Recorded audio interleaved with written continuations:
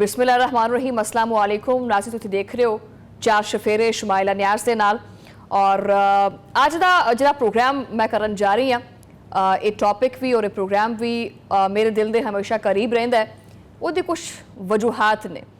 ये तो प्रोग्राम दे विच तुहानूं मैं दस्सांगी कि इहदी की वजह है और तो फिर लगेगा कि जी ये बहुत सारे लोगों के दिलों के करीब की हस्ती है। अज आप गल करांगे उस अजीम हस्ती के बारे च जिन्हें सदियां पहले इंसानियत, मुहब्बत ते बराबरी का पैगाम दिता, जिहड़ा हुण भी जिहड़ा ना वो दिलों नूं जोड़दा है। समझ तां गए होगे तुसीं, बाबा गुरु नानक, एक नाम जो सिर्फ सिख बरादरी का नहीं बल्कि पूरी इंसानियत का है। तुहानूं पता है कि नवंबर दे विच उन्हां दे जन्मदिन दी जिहड़ी तकरीबात ने वो हुंदियां ने।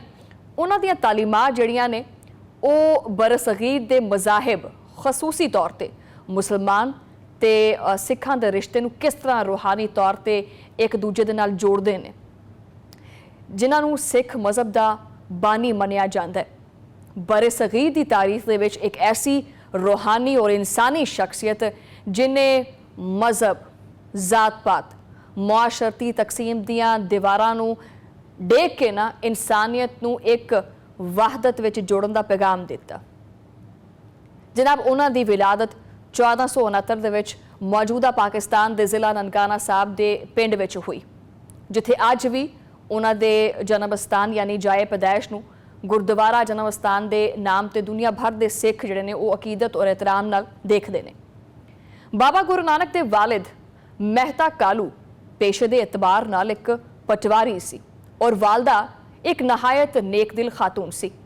बचपन तो ही बाबा गुरु नानक दे विच एक रूहानी जुस्तजू पाई जाती सी। वो एक आम बच्चों तो लोगों तो बड़ा एक अलग जा बच्चा सी। उहदे विच शुरू तो ही एक रूहानी सी। इंसान का जोड़ा मकसद है वह मानी जानना, उहदे ते गौर करना, ये उन्होंने विच नुमाया सी। बाबा गुरु नानक ने अपनी जिंदगी के दौरान तवील रूहानी सफ़र भी किए। उन्होंने हिंदुस्तान के मुख्तलिफ इलाकों के नाल नाल अरब, फारस ते वस्ती एशिया का भी सफ़र किया। तुसी देखते हो कि भाई मरदाना का नाम आंदा उन्होंने नाल, क्योंकि उन्होंने हमेशा उन्होंने नाल सफ़र भी किया, रब दी हमद भी जिहड़ा ना वो पढ़ते रहे और बाबा गुरु नानक के पैगाम नूं आम भी करते रहे। गुरु नानक की तालीमात का खुलासा पता की है, और यह खुलासा इस चीज़ की भी अक्कासी करता है कि बाबा गुरु नानक मुसलमानों के भी दिलों के करीब क्यों है। वो तीन असूल मैं तुहानूं दसदी हाँ, जिहड़े तीन असूल बड़े वाज़े ने इस्लाम दे विच भी और सिख मज़हब दे विच भी। नाज़रीन, पहला असूल पता की है, नाम जपो यानी खुदा दी याद विच रहना। कीरत करो यानी ईमानदारी नाल मेहनत करो। उस तो बाद वंड चखो यानी अपनी रोज़ी रोटी और वसाइल जड़े ने वो दूजियां तक भी वंडो। ये तीन असूल जड़े ने वो दरअसल इंसानियत, मुआशी इंसाफ ते बाहमी एतराफ़ की बुनियाद पर रखे गए। बाबा गुरु नानक का फलसफा जात पात, मजहब या नस्ल की बुनियाद के उत्ते किसी नूं तकसीम नहीं करता सी और ना ही तस्लीम करता सी। वो इंसान नूं उहदे किरदार और नीयत नाल परखण दे कायल सी कि बंदा वेखो इहदे विच की चीज़ हैगी है जिहड़ी इहदी कदर करा सकदी है, उस बेस ते उहनूं जज करो। और यही वजह है कि उन्हें अपने पैराकारां नूं ये सिखाया है कि सच्चाई, मुहब्बत, इंसाफ ही वो चीज़ां ने जिहड़ियां रब तक लै जांदियां ने। उन्होंने नज़दीक रब किसी खास मजहब या फिरके का नहीं हैगा, ये दिलों च बसता है। बाबा गुरु नानक ने मजहबी तासुब ते फिरका वारियत की सख्त मुखालफत की थी। उन्होंने आख्या कि मजहब इंसान नूं जोड़न वास्ते है, तोड़न वास्ते नहीं हैगा। गुरु नानक दे मुसलमानों के नाल ताल्लुकात और जिहड़ी एक फिक्री तौर पर जिहड़ी कुर्बत है और जिहड़ी रूहानी सच्चाई है वो इस चीज़ की गवाह है कि उन्होंने अपने सफ़र के दौरान सूफी बजुर्गों नाल, दरवेशां नाल और उलमा इकराम के नाल जिहड़ा है वो मुकालमा भी किया। इस वास्ते उन्होंने विच इस्लामी तालीमात जिहड़ियां ने वो बहुत नुमाया सी। उन्होंने करीबी साथी भाई मरदाना मुसलमान सी। अज भी भाई मरदाना का जिहड़ा खानदान है वो पाकिस्तान दे विच मौजूद और बड़े घट लोग जिहड़े ने उन्होंने जानते और पहचानते हैं। हालांकि भाई मरदाना ने बड़ा लंबा सफ़र किया है बाबा गुरु नानक जी दे नाल। ਔਰ ਉਹਨਾਂ ਦੇ ਪੈਗਾਮ ਨੂੰ ਭਾਈ ਮਰਦਾਨਾ ਨੇ ਆਮ ਕਰਨ 'ਚ ਬੜਾ ਵੱਡਾ ਕਿਰਦਾਰ ਅਦਾ ਕੀਤਾ। ਗੁਰੂ ਨਾਨਕ ਦੇ ਜਿਹੜੇ ਅਕਵਾਲ ਹੁੰਦੇ ਸੀ, ਜੋ ਸ਼ਬਦ ਹੁੰਦੇ ਸੀ, ਜੋ ਵਹਦਾਨੀਅਤ ਸੀ, ਜੋ ਕਨਾਤ ਸੀ, ਜੋ ਖਿਦਮਤ ਦਾ ਪੈਗਾਮ ਸੀ, ਜੋ ਸੂਫੀਜ਼ਮ ਸੀ ਔਰ ਜੋ ਇਸਲਾਮੀ ਤਾਲੀਮਾਤ ਨਾਲ ਇੱਕ ਹਮਾਂਗੀ ਰੱਖਦਾ ਸੀ, ਉਹਨਾਂ ਨੇ ਇਹ ਚੀਜ਼ ਬਾਵਰ ਕਰਾਈ ਕਿ ਅਗਰ ਇਨਸਾਨ ਆਪਣੀ ਨੀਅਤ ਨੂੰ ਸਾਫ਼ ਕਰ ਲਵੇ ਤੇ ਫਿਰ ਉਹ ਇਨਸਾਨੀਅਤ ਦੀ ਖਿਦਮਤ ਕਰ ਸਕਦਾ ਤੇ ਉਹ ਖੁਦਾ ਦੇ ਕਰੀਬ ਹੋ ਜਾਂਦਾ। ਫਿਰ ਚਾਹੇ ਉਹਦਾ ਮਜ਼ਹਬ ਕੋਈ ਵੀ ਹੋਵੇ, ਜਿਹੜਾ ਮਰਜ਼ੀ ਮਜ਼ਹਬ ਹੋਵੇ, ਬਸ ਅੰਦਰ ਦਾ, ਉਹ ਕਹਿੰਦਾ ਨਾ ਕਿ ਉਹ ਅੰਦਰ ਦਾ ਖਾਨਾ ਸਾਫ਼ ਕਰ, ਦਿਲੇ ਦੀ ਮੈਲ ਸਾਫ਼ ਕਰ, ਇੱਕ ਵਾਰੀ ਉਹ ਸਾਫ਼ ਹੋਣਾ ਬਾਕੀ ਹੈ। ਅੰਦਰ ਸਾਡੇ ਸਾਫ਼ ਨਹੀਂ ਹੁੰਦੇ ਤੇ ਬਾਬਾ ਜੀ ਉਤੋਂ ਮਜ਼ਹਬ ਜਿਹੜਾ ਤੁਸੀਂ ਜਿਹੜਾ ਮਰਜ਼ੀ ਰੱਖ ਲਓ। ਬਹਰਹਾਲ ਬਾਬਾ ਗੁਰੂ ਨਾਨਕ ਦੀ ਜ਼ਿੰਦਗੀ ਦਾ ਜਿਹੜਾ ਆਖਰੀ ਹਿੱਸਾ ਹੈ ਉਹ ਪਾਕਿਸਤਾਨ ਦੇ ਇਲਾਕੇ ਨਾਰੋਵਾਲ ਵਿੱਚ ਗੁਜ਼ਰਿਆ, ਜਿੱਥੇ ਅੱਜ ਵੀ ਉਹਨਾਂ ਦਾ ਗੁਰਦੁਆਰਾ ਦਰਬਾਰ ਸਾਹਿਬ ਕਰਤਾਰਪੁਰ ਵਾਕਿਆ ਹੈ। ਇਹ ਉਹੀ ਜਗ੍ਹਾ ਹੈ ਜਿੱਥੇ ਉਹਨਾਂ ਨੇ ਆਪਣੀ ਆਖਰੀ ਸਾਹ ਲਏ। ਅੱਜ ਇਹ ਮੁਕਾਮ ਦੁਨੀਆ ਭਰ ਦੇ ਸਿੱਖਾਂ ਵਾਸਤੇ ਸਭ ਤੋਂ ਮੁਕੱਦਸ ਮਕਾਮਾਤ ਦੇ ਵਿੱਚ ਹੈ। ਤੁਹਾਨੂੰ ਪਤਾ ਹੈ, ਮੈਂ ਇਹ ਚੀਜ਼ ਪਹਿਲੇ ਵੀ ਮੈਂ ਕੋਟ ਕੀਤੀ ਹੈ ਕਿ ਪਾਕਿਸਤਾਨ ਯਾਨੀ ਮੁਸਲਮਾਨਾਂ ਦੇ ਔਰ ਜਿਹੜਾ ਨਾ ਉਹ ਸਿੱਖਾਂ ਦੇ ਜਿਹੜੇ ਤਾਲੁਕਾਤ ਨੇ, ਉਹਨਾਂ ਵਿੱਚ ਇਹ ਤਾਲੀਮਾਤ ਦੇ ਕਰਕੇ ਵੀ ਔਰ ਵੈਸੇ ਵੀ ਨਾ ਇੱਕ ਥੋੜੀ ਜੀ ਦਿਲ ਨੂੰ ਖਿੱਚ ਵੀ ਪੈਂਦੀ ਹੈਗੀ ਹੈ ਤਾਲੀਮਾਤ ਦੇ ਕਰਕੇ। ਔਰ ਪਾਕਿਸਤਾਨ ਨੇ ਹਮੇਸ਼ਾ ਓਪਨ ਆਰਮਸ ਦੇ ਨਾਲ ਵੈਲਕਮ ਕੀਤਾ ਹੈ ਸਿੱਖਾਂ ਨੂੰ। ਪਾਕਿਸਤਾਨ ਨੇ 2019 ਦੇ ਵਿੱਚ ਕਰਤਾਰਪੁਰ ਰਾਹਦਾਰੀ ਖੋਲ ਕੇ ਦੁਨੀਆ ਭਰ ਦੇ ਸਿੱਖਾਂ ਵਾਸਤੇ ਇੱਕ ਤਾਰੀਖੀ ਕਦਮ ਚੁੱਕਿਆ ਵੀ ਆਓ ਆਪਣੇ ਮਜ਼ਹਬੀ ਮਕਾਮਾਤ ਜਾਓ, ਤਕਰੀਬਾਤ 'ਚ ਆਓ। ਠੀਕ ਹੈ, ਇਸ ਰਾਹਦਾਰੀ ਦੇ ਜ਼ਰੀਏ ਭਾਰਤੀ ਪੰਜਾਬ ਦੇ ਸਿੱਖਾਂ ਨੂੰ ਬਗੈਰ ਵੀਜ਼ੇ ਪਾਕਿਸਤਾਨ ਆ ਕੇ ਆਪਣੇ ਰੂਹਾਨੀ ਪੇਸ਼ਵਾ ਦੇ ਦਰ ਦੇ ਉੱਤੇ ਹਾਜ਼ਰੀ ਦੇਣ ਦੀ ਇਜਾਜ਼ਤ ਵੀ ਮਿਲੀ। ਅੱਛਾ, ਇਸ ਇਕਦਾਮ ਨੇ ਨਾ ਸਿਰਫ ਪਾਕਿਸਤਾਨ ਔਰ ਭਾਰਤ ਦੇ ਦਰਮਿਆਨ ਇੱਕ ਜਿਹੜੇ ਮਜ਼ਹਬੀ ਤਾਲੁਕਾਤ ਸੀ ਉਹਨਾਂ ਨੂੰ ਬਿਹਤਰ ਬਣਾਇਆ, ਮਜ਼ਬੂਤ ਬਣਾਇਆ, ਬਲਕਿ ਉਹਨੇ ਦੁਨੀਆ ਭਰ ਦੇ ਸਿੱਖਾਂ ਦੇ ਫਿਰ ਦਿਲ ਵੀ ਜਿੱਤ ਲਏ। ਅੱਜ ਜਿਹੜਾ ਫਿਰ ਸਿੱਖ ਮੁਸਲਮਾਨਾਂ ਨਾਲ ਜਿਹੜੀ ਜੱਫੀਆਂ ਪਾ ਰਿਹਾ ਹੈ ਨਾ, ਉਹ ਐਵੇਂ ਨਹੀਂ ਪਾ ਰਿਹਾ। ਠੀਕ ਹੈ, ਹਰ ਸਾਲ ਨਵੰਬਰ ਦੇ ਵਿੱਚ ਬਾਬਾ ਗੁਰੂ ਨਾਨਕ ਦੀ ਸਾਲਗਿਰਾ ਜਿਹੜੀ ਹੈ ਉਹ ਬੜੇ ਅਕੀਦਤ ਤੇ ਇਹਤਰਾਮ ਨਾਲ ਮਨਾਈ ਜਾਂਦੀ ਹੈ। ਔਰ ਇਸ ਸਾਲਗਿਰਾ ਦੇ ਉੱਤੇ ਸਿਰਫ ਸਿੱਖ ਯਾਤਰੀ ਨਹੀਂ ਆਉਂਦੇ, ਮੁਸਲਮਾਨ ਵੀ ਜਾਂਦੇ ਆ। ਦੇਖੋ, ਇੱਕ ਸਕੂਨ ਦਾ ਮੈਂ ਤਾਂ ਯਕੀਨ ਕਰੋ ਮੇਰੇ ਰੌਂਗਟੇ ਖੜੇ ਹੋ ਰਹੇ ਆ ਸਾਰੀ ਡਿਟੇਲ ਦੱਸਦੇ ਹੋਏ ਵੀ ਔਰ ਪੜ੍ਹਦੇ ਹੋਏ ਵੀ ਕਿ ਮੇਰਾ ਇੱਕ ਪ੍ਰੋਗਰਾਮ ਮੈਂ ਕੀਤਾ ਉੱਥੇ ਕਰਤਾਰਪੁਰ ਦਰਬਾਰ ਸਾਹਿਬ ਦੇ ਵਿੱਚ ਜਾ ਕੇ, ਉੱਥੇ ਜਨਾਬ ਵਾਕਈ ਇਹ ਚੀਜ਼ ਮਹਿਸੂਸ ਹੁੰਦੀ ਹੈ ਕਿ ਜਿਹੜਾ ਹੈ ਨਾ ਰੂਹਾਨੀ ਤਰੀਕਾ ਕਿ ਜੀ ਇਨਸਾਨ ਆਪਣੇ ਗਮਾਂ ਨੂੰ ਭੁੱਲ ਜਾਂਦਾ ਹੈ, ਇਨਸਾਨ ਆਪਣੀ ਹਰ ਚੀਜ਼ ਨੂੰ ਭੁੱਲ ਕੇ ਇੱਕ ਸਕੂਨ ਮਹਿਸੂਸ ਕਰਦਾ ਹੈ। ਤੇ ਉੱਥੇ ਹਾਲਾਂਕਿ ਮੇਰਾ ਮਜ਼ਹਬ ਸਿੱਖੀ ਨਹੀਂ ਹੈਗਾ, ਮੈਂ ਇਸਲਾਮ ਤੋਂ ਹਾਂ, ਲੇਕਿਨ ਸਕੂਨ ਮਿਲਦਾ ਉੱਥੇ। ਪਾਕਿਸਤਾਨ ਦੇ ਵਿੱਚ ਨਨਕਾਣਾ ਸਾਹਿਬ ਜਿਹੜੀਆਂ ਤਕਰੀਬਾਂ ਜਿਹੜੀਆਂ ਮਨਾਈਆਂ ਜਾਂਦੀਆਂ ਨੇ ਉਹ ਲਾਹੌਰ ਦੇ ਵਿੱਚ, ਹਸਨ ਅਬਦਾਲ ਦੇ ਵਿੱਚ ਔਰ ਕਰਤਾਰਪੁਰ ਦੇ ਵਿੱਚ ਖਸੂਸੀ ਤੌਰ ਤੇ ਤਕਰੀਬਾਤ ਹੁੰਦੀਆਂ ਨੇ ਜਿੱਥੇ ਮੁਸਲਮਾਨ ਵੀ ਜਾਂਦੇ ਨੇ। हुकूमत पाकिस्तान जी हर साल भारतीय सिखा वास्ते खसूसी जोड़े वीज़े जारी कर दिए ताकि वह पाकिस्तान आके अपनी मजहबी रसूमात अदा कर सकन।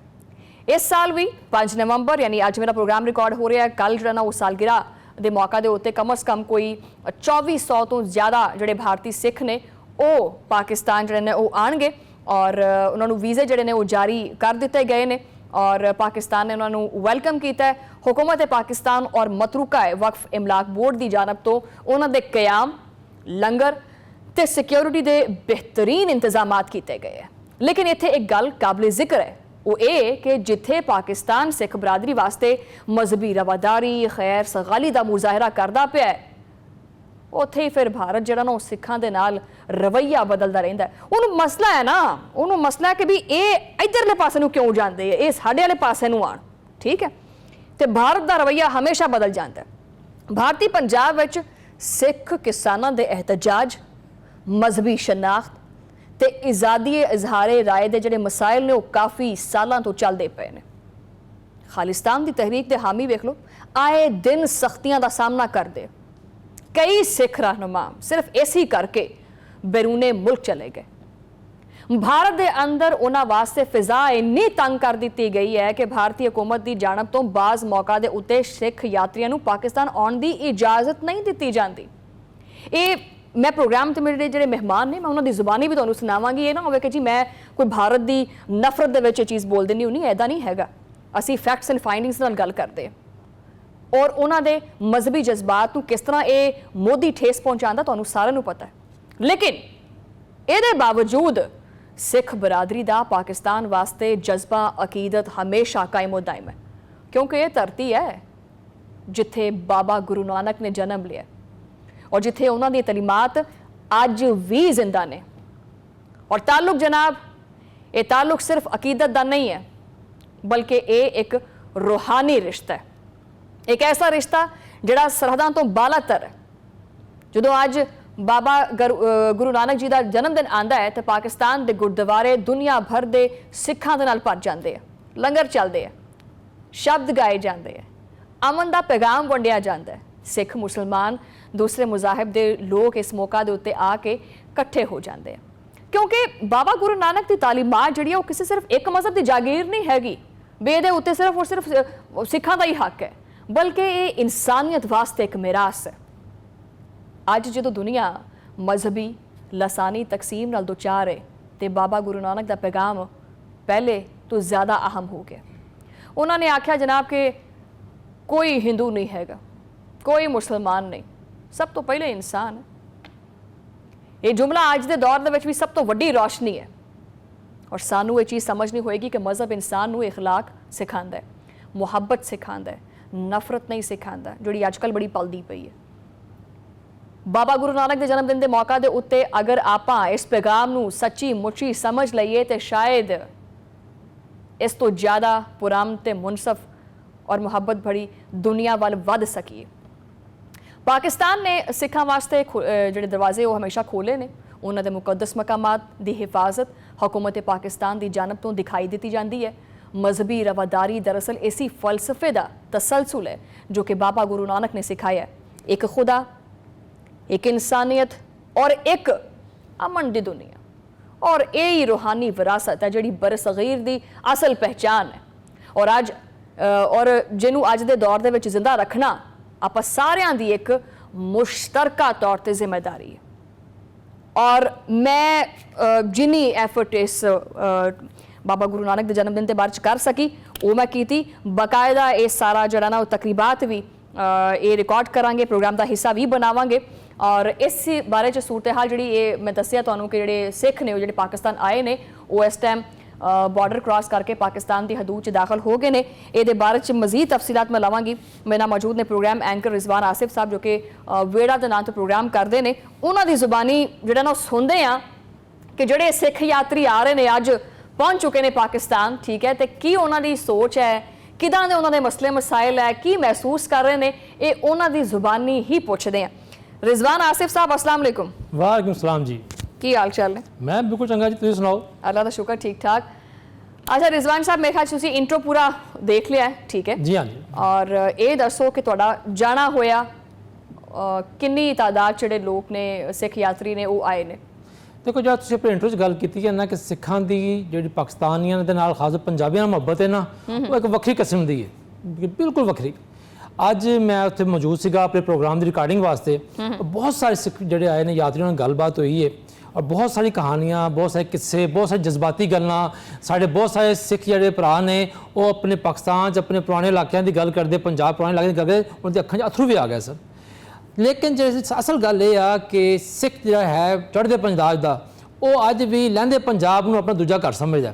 वो कहते हैं कि चढ़दा पंजाब ते लहंदा पंजाब दर हकीकत इक्को ही माँ के दो पुत्र ने, इक्को ही माँ बोली है, इक्को ही सकाफत है। ਅੱਜ ਜਿਹੜਾ ਉੱਥੇ ਵੇਖਿਆ ਸਾਰਾ ਗੱਲਬਾਤ ਕੀਤੀ ਹੈ ਕਿਉਂਕਿ ਇਹ ਬੜਾ ਅੱਜ ਇਸ ਵਾਸਤੇ ਵੀ ਅਹਿਮ ਸੀਗਾ ਕਿ ਜਿਹੜੀ ਕੁਝ ਹਫ਼ਤੇ ਪਹਿਲੇ ਇੰਡੀਆ ਤੇ ਪਾਕਿਸਤਾਨ ਦੀ ਜੰਗ ਹੋਈ ਹੈ ਉਸ ਤੋਂ ਬਾਅਦ ਪਹਿਲੀ ਦਫਾ ਜਿਹੜਾ ਹੈ ਬਾਰਡਰ ਖੁੱਲ੍ਹਿਆ ਹੈ ਔਰ ਬਾਰਡਰ ਪਾਰ ਤੋਂ ਸਿੱਖ ਯਾਤਰੀ ਆਏ ਨੇ। ਇਸ ਦਫਾ ਤਕਰੀਬਨ 2400 ਸਿੱਖ ਯਾਤਰੀ ਜਿਹੜੇ ਨੇ ਉਹ ਵਾਹਗਾ ਦੇ ਰਾਸਤੇ ਜਿਹੜੇ ਹੈ ਨੇ ਉਹ ਪਹੁੰਚ ਚੁੱਕੇ ਨੇ। ਉਹਨਾਂ ਨੂੰ ਮੁਖਤਲਿਫ ਬੱਸਾਂ 'ਚ ਬਿਠਾ ਕੇ ਉਹਨਾਂ ਦੇ ਮਕਾਮਾਤ 'ਤੇ ਪਹੁੰਚਾਤਾ ਗਿਆ ਜਿੱਥੋਂ ਕੱਲ੍ਹ ਸੁਬਾਹ ਉਹਨਾਂ ਨਨਕਾਣਾ ਸਾਹਿਬ ਪਹੁੰਚਣਗੇ। ਯਾਤਰੀਆਂ ਦੇ ਨਾਲ ਜਦੋਂ ਗੱਲ ਹੋਈ ਹੈ ਤੇ ਪਾਕਿਸਤਾਨ ਦੇ ਹਵਾਲੇ ਦੇ ਨਾਲ ਉਹਨਾਂ ਦੇ ਇੰਡੀਅਨ ਹੁਕੂਮਤ ਦੇ ਹਵਾਲੇ ਨਾਲ ਭਾਰਤੀ ਪੰਜਾਬ ਦੇ ਹਵਾਲੇ ਨਾਲ ਤੇ ਮਿਲੇ ਜੁਲੇ ਤਸਰਾਤ ਨੇ। ਲੇਕਿਨ ਇੱਕ ਚੀਜ਼ ਜਿਹੜੀ ਹੈ ਨਾ ਉਹ ਸਾਰਿਆਂ ਦੀ ਜਿਹੜੀ ਸੀ ਉਹ ਇੱਕੋ ਹੀ ਜ਼ੁਬਾਨ ਸੀ, ਉਹ ਇਹ ਸੀ ਕਿ ਪਾਕਿਸਤਾਨ ਤੇ ਪੰਜਾਬ ਨੇ ਕਦੀ ਆਪਣਾ ਦਿਲ ਛੋਟਾ ਨਹੀਂ ਕੀਤਾ, ਕਦੀ ਆਪਣੀ ਸੋਚ ਤੰਗ ਨਹੀਂ ਕੀਤੀ ਔਰ ਹਮੇਸ਼ਾ ਖੁੱਲੀਆਂ ਬਾਹਾਂ ਦੇ ਨਾਲ ਤੇ ਖੁੱਲੇ ਦਿਲ ਦੇ ਨਾਲ ਸਾਡਾ ਇਸਤਕਬਾਲ ਕੀਤਾ ਹੈ। ਉੱਥੇ ਬਹੁਤ ਸਾਰੇ ਲੋਕਾਂ ਨਾਲ ਗੱਲ ਹੋਈ, ਜੈਸੇ ਮਿਸਾਲ ਦੇ ਤੌਰ ਤੇ ਇੱਕ ਫੈਮਿਲੀ ਸੀ ਜਿਹੜੀ ਕਿ ਫੈਸਲਾਬਾਦ ਤੋਂ ਤਾਲੁਕ ਰੱਖਦੀ ਹੈ। ਉਹ ਆਪਣੇ ਉਹਨਾਂ ਦੇ ਜਿਹੜੇ ਦਾਦਾ ਜੀ ਸੀ, ਜਿਹੜੇ ਉਹਨਾਂ ਦੇ ਵਾਲਦ ਸਾਹਿਬ ਸਨ, ਉਹ ਫੈਸਲਾਬਾਦ ਦੀ ਪੈਦਾਇਸ਼ ਸੀ ਉਹਨਾਂ ਦੀ। ਉਹ ਗੱਲ ਕਰਦੇ ਹੋਏ ਉਹਨਾਂ ਦੀ ਅੱਖਾਂ 'ਚ ਅਥਰੂ ਆਏ ਹੋਏ ਸਨ। ਉਹ ਕਹਿੰਦੇ ਸਨ ਕਿ ਸਾਡਾ ਤੇ ਦਿਲ ਕਰਦਾ ਹੈ ਕਿ ਅਸੀਂ ਉਸੇ ਜਗ੍ਹਾ ਤੇ ਉਸੇ ਪਿੰਡ ਜਾਈਏ ਜਿੱਥੇ ਸਾਡੇ ਵਡੇਰੇ ਜਿਹੜੇ ਸਨ ਉਹ ਪੈਦਾ ਹੋਏ ਰਹਿ, ਜਿੱਥੇ ਅਸੀਂ ਜਿਹੜਾ ਅੱਜ ਵੀ ਉੱਥੇ ਨਿਸ਼ਾਨੀਆਂ ਹੈ ਨੇ। ਇਸੇ ਤਰ੍ਹਾਂ ਇੱਕ ਫੈਮਿਲੀ ਸੀ ਜਿਹੜੀ ਕਿ ਕੋਹਟਾ ਤੋਂ ਸੀਗੀ, ਉਹਨੇ ਵੀ ਇਹ ਗੱਲ ਕੀਤੀ ਕਿ ਜਨਾਬ ਅਲੀ ਸਾਡਾ ਪੂਰਾ ਖਾਨਦਾਨ ਜਿਹੜਾ ਇੱਥੇ ਰਹਿੰਦਾ ਰਿਹਾ। ਅੱਛਾ, ਸਿੱਖ ਯਾਤਰੀਆਂ ਦੀ ਖਾਸ ਗੱਲ ਇਹ ਆ ਕਿ ਜਦੋਂ ਉਹ ਪੰਜਾਬ ਦੀ ਗੱਲ ਕਰਦੇ, ਸਾਡੇ ਲਹਿੰਦੇ ਪੰਜਾਬ ਦੀ, ਉਹਨਾਂ ਦੀ ਅੱਖਾਂ ਰੋਸ਼ਨ ਹੋ ਜਾਂਦੀਆਂ, ਉਹਨਾਂ ਦੇ ਲਫ਼ਜ਼ ਜਿਹੜੀ ਜ਼ਬਾਨ ਹੈ ਉਹ 'ਚ ਹੋਰ ਮਿਠਾਸ ਆ ਜਾਂਦੀ ਹੈ। ਲੇਕਿਨ ਜਦੋਂ ਉਹਨਾਂ ਨਾਲ ਗੱਲ ਕਰੀਏ ਕਿ ਅਸੀਂ ਤਾਂ ਕਰ ਰਹੇ ਹਾਂ, ਅਸੀਂ ਤਾਂ ਚਲੋ ਤੁਹਾਡੀ ਮਿਹਰਬਾਨੀ ਹੈ ਕਿ ਤੁਸੀਂ ਸਾਡੇ ਪਾਕਿਸਤਾਨ ਨੂੰ ਪੰਜਾਬ ਨੂੰ ਚੰਗਾ ਕਹਿੰਦੇ ਪਏ ਹੋ, ਲੇਕਿਨ ਆਪਣੇ ਪੰਜਾਬ ਦੀ ਤੇ ਆਪਣੀ ਮੋਦੀ ਸਰਕਾਰ ਦੀ ਸੁਣਾਓ, ਭਾਰਤੀ ਸਰਕਾਰ ਦੀ, ਤੇ ਉਸ ਵੇਲੇ ਕਿਸੇ ਕਹਾਣੀਆਂ ਹੋਰ ਨਿਕਲਦੇ ਨੇ। ਬਹੁਤ ਸਾਰੇ ਯਾਤਰੀਆਂ ਦੀ ਸ਼ਿਕਾਇਤ ਸੀ ਕਿ ਅਸੀਂ ਕਈ ਸਾਲਾਂ ਤੋਂ ਆਉਣ ਦੇ ਵਾਸਤੇ ਅਪਲਾਈ ਕਰਦੇ ਹਾਂ, ਐਪਲੀਕੇਸ਼ਨ ਦਿੰਦੇ ਹਾਂ ਕਿ ਆ ਕੇ ਬਾਬਾ ਗੁਰੂ ਨਾਨਕ ਦੇ ਜਨਮ ਸਥਾਨ ਤੇ ਆਈਏ, ਮੱਥਾ ਟੇਕੀਏ, ਦਰਸ਼ਨ ਕਰੀਏ, ਲੇਕਿਨ ਭਾਰਤੀ ਹੁਕੂਮਤ ਜਿਹੜੀ ਹੈ, ਦਿੱਲੀ ਸਰਕਾਰ ਜਿਹੜੀ ਹੈ, ਉਹ ਕਿਸੇ ਨਾ ਕਿਸੇ ਬਹਾਨੇ ਦੇ ਨਾਲ ਸਾਡੇ ਵੀਜ਼ੇ ਜਿਹੜੇ ਨੇ ਰਿਜੈਕਟ ਕਰ ਦਿੰਦੀ ਹੈ। ਇੱਕ ਉੱਥੇ ਸਿੱਖ ਯਾਤਰੀ ਸਨ ਜਿਨ੍ਹਾਂ ਨੇ ਕਿਹਾ ਜੀ ਮੈਂ 4 ਦਫਾ ਕੋਸ਼ਿਸ਼ ਕੀਤੀ ਹੈ, ਅੱਜ 5ਵੀਂ ਦਫਾ ਜਿਹੜਾ ਮੇਰਾ ਵੀਜ਼ਾ ਲੱਗਿਆ ਹੈ ਉਹ ਵੀ ਬੜੀ ਮੁਸ਼ਕਲ ਦੇ ਨਾਲ, ਤੇ 4 ਦਫਾ ਜਿਹੜਾ ਰਿਜੈਕਟ ਹੋਇਆ।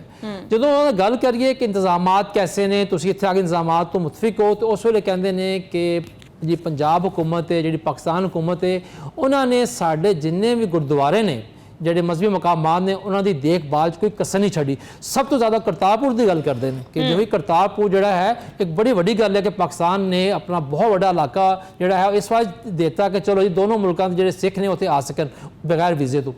ਜਦੋਂ ਉਹਨਾਂ ਨਾਲ ਗੱਲ ਕਰੀਏ ਤੁਹਾਡੀ ਦਿੱਲੀ ਸਰਕਾਰ ਨਾਲ ਕੀ ਮੁਸ਼ਕਲਾਤ ਨੇ, ਤੇ ਉਸ ਵੇਲੇ ਉਹਨਾਂ ਦਾ ਕਹਿਣਾ ਹੁੰਦਾ ਹੈ ਕਿ ਹਮੇਸ਼ਾ ਤੋਂ ਜਿਹੜਾ ਚੜ੍ਹਦਾ ਪੰਜਾਬ ਹੈ ਉਹਦੀ ਹੁਕੂਮਤ ਤੇ ਦਿੱਲੀ ਹੁਕੂਮਤ ਦੇ ਵਿੱਚ ਨਾ ਕੋਈ ਇਸ ਤਰ੍ਹਾਂ ਕੋਈ ਕੁਰਬਤ ਨਹੀਂ ਹੈ, ਯਾਨੀ ਕਿ ਨਾ ਥੋੜਾ ਫਾਸਲਾ ਰਹਿੰਦਾ ਥੋੜਾ ਜਿਹਾ।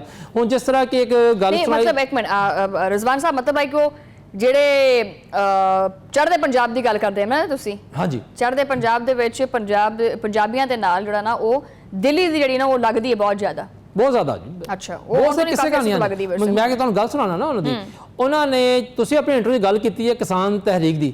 ਅੱਜ ਜਿਹੜੇ ਸਿੱਖ ਯਾਤਰੀ ਆਏ ਨੇ ਉਹਦੇ ਵਿੱਚ ਬਹੁਤ ਸਾਰੇ ਲੋਕ ਜਿਹੜੇ ਸਨ ਉਹ ਵਾਈਬੀਜੀ ਕਰਦੇ ਨੇ, ਉਹ ਕਿਸਾਨ ਸਨ।